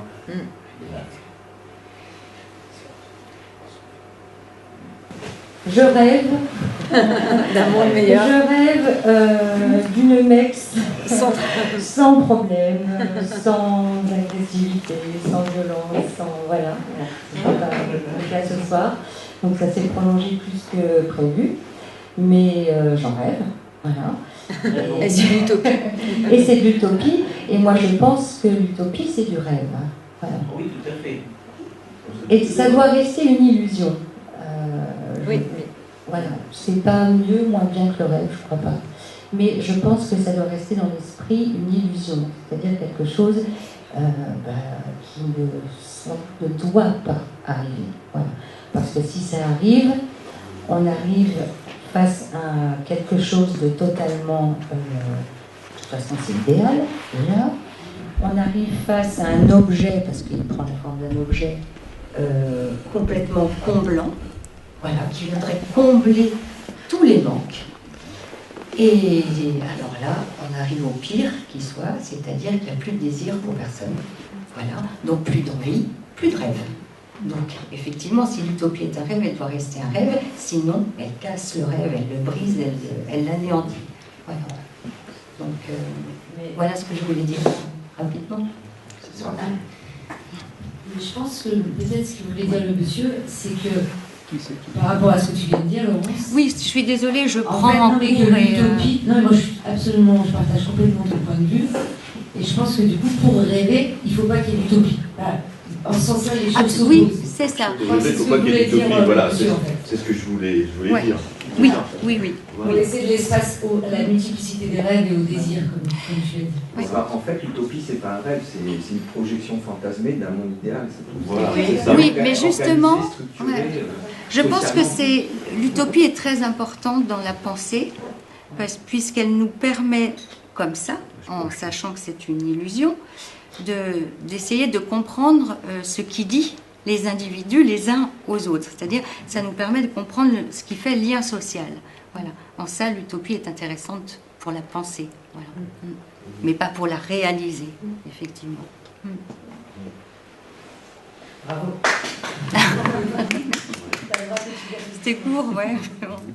Moi, je suis pas tout à fait d'accord. Eh bien, tant pis. J'ai l'impression que l'utopie, même si on n'y arrive pas, ça nous fait avancer. On est dans une énergie. Vous voyez ce que je veux dire, même si on ne l'atteint pas. Voilà. Si je fais une différence entre le rêve, j'ai l'impression que quand je rêve, je fais rien. Vous voyez, oui. J'ai rien à atteindre, je suis en train de me raconter une histoire.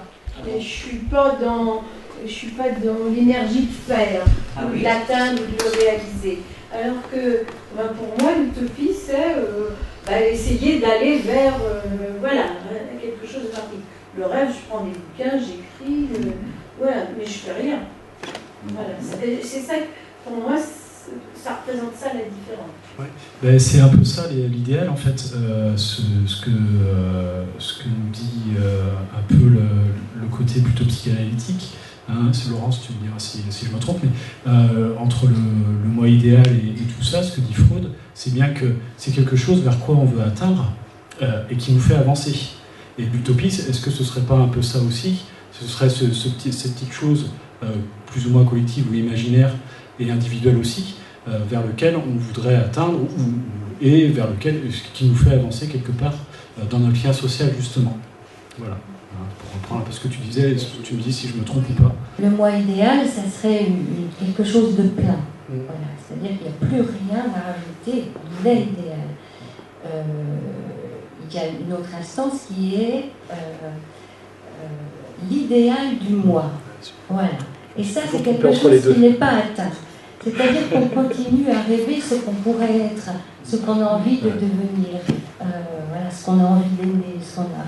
Et ça, c'est quelque chose qui n'est pas atteint et qui ne s'atteindra jamais. Voilà. L'utopie, c'est sans doute ça. Voilà. C'est aller vers, mais ne pas y arriver. Je pense qu'on est tous pris là-dedans quand même. Tous, qu'on le veuille ou non. Parce qu'on parle d'utopie à ce niveau-là, de décrire un espèce d'idéal. Mais on crée tout ça dans nos familles. Voilà. On projette des choses sur nos familles, idéales, évidemment. Quand on crée une entreprise, on a un idéal commun, enfin on essaye de se rencontrer sur un idéal commun. Quand on crée une association, voilà, les UBI, on rêve d'un truc idéal. On rêve d'une communauté d'idéal. Mais on est tous là-dedans, je crois, dans notre quotidien. Voilà. Mais c'est ce qui nous aide aussi à faire des choses. Voilà, à condition de ne pas être dupe, de savoir qu'il s'agit d'une illusion, voilà, d'une fiction aussi, et que c'est nous, notre mouvement, voilà, de créer ça qui crée un objet, enfin, une réalité. Voilà. Mais cette réalité, créée par ce mouvement-là, d'abord, elle est à l'origine grâce à nos propres fantasmes. Voilà. Quand même. Pas tout à fait d'accord. Pas tout à fait d'accord. Non, justement, si j'en reviens à la notion d'utopie telle qu'on pourrait le transposer, par exemple, on parlait tout à l'heure, cette espèce d'inquisition de l'Occident sur les peuples d'Amérique que je connais bien, donc c'est pour ça que je prends cet exemple-là. On parle de rêve. On parle, bien sûr qu'au confin de tout ça, on pourrait parler d'utopie d'un peuple qui voudrait se relever aujourd'hui, et qui d'ailleurs, toujours pour le monde d'aujourd'hui, encore un génocide qui perdure. Mais il y a une autre notion, c'est la notion de vision. Et cette vision, elle passe par l'intuitif. Et elle s'accroche à des choses qui vont être d'ordre métaphysique. D'accord? Et elles peuvent, en horizontalité, traverser des champs où effectivement ça peut devenir une utopie.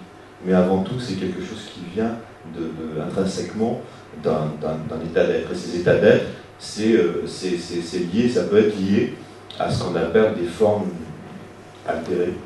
je ne sais pas si c'est pour moi, il emploie comme ça de la conscience. D'accord, il y a des pratiques pour ça, ce sont des pratiques chamaniques, voilà, qui amènent à une autre réflexion, qui celle-ci peut être transcendée effectivement, vue de notre monde, il dit Joachim, c'est-à-dire occidentaux, vue comme une utopie, mais en fait ce ne sont que des rêves.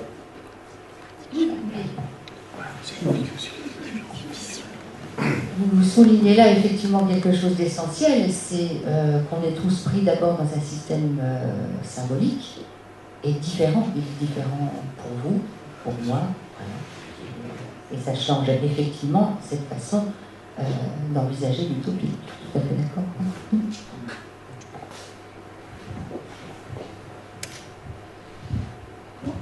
Une fois n'est pas coutume, je n'ai rien à ajouter. Un rêve peut-être.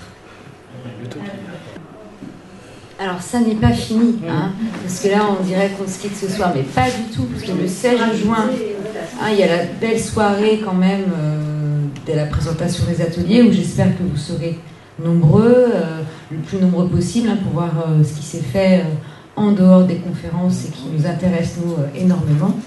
D'ailleurs, je remercie Antoine et Philippe, hein, déjà, et puis tous les autres.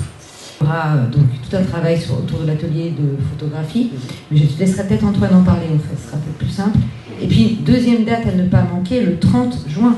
Alors là, c'est le banquet des UPI. Oui. Et là, j'ai envie de dire, si on rate le banquet des UPI, eh ben, c'est pas possible, en fait.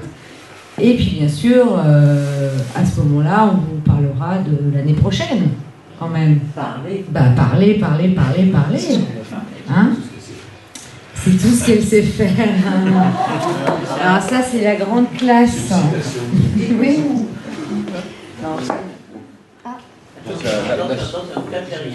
La soirée des ateliers, donc, dans la première partie, il y aura présentation des travaux réalisés par ceux qui participent aux ateliers.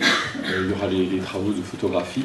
Donc la soirée est organisée de telle sorte que chaque membre de l'atelier de photographie présentera 5 clichés, c'est ça ?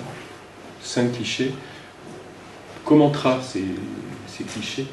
Et vous pourrez également, vous, après, réagir à ces photos qui vont rester à un moment donné visibles. Donc ça, c'est la première chose. Ensuite, il y aura les ateliers d'écriture. Et là, on va vous proposer quelque chose de simplement sonore, c'est-à-dire qu'on va se retrouver tous aux fusions lundi pour faire un enregistrement des textes dans de très bonnes conditions. Et vous allez écouter les textes lus par ceux qui les ont écrits. Oui. Donc après, vous pourrez réagir également à ces textes.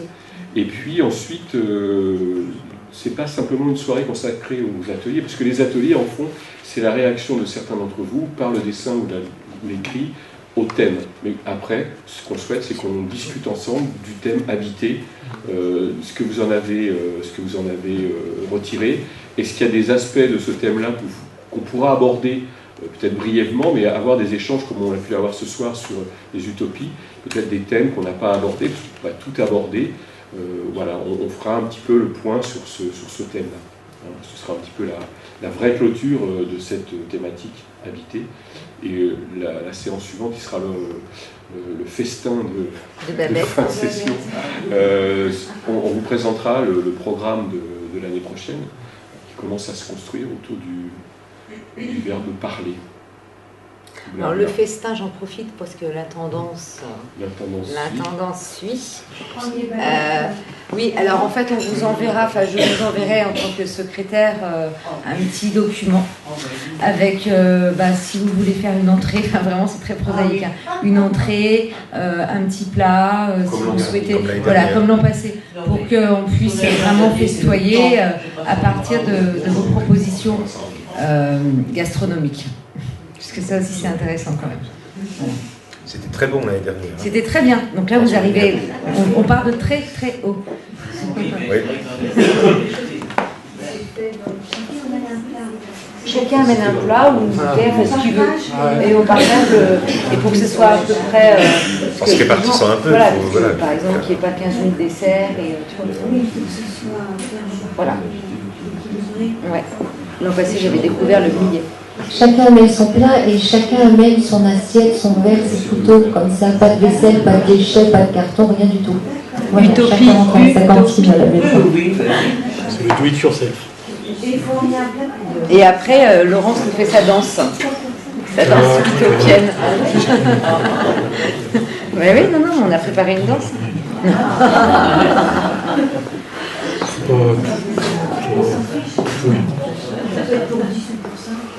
Comme vous voulez. Bah en fait, oui, non, mais ça, on dira. Bah déjà, il faut qu'on sache où on est, tout ça. Eh bien, je peux... merci. Et puis, comme d'habitude, le petit pot de l'amitié. Le petit pot de l'amitié.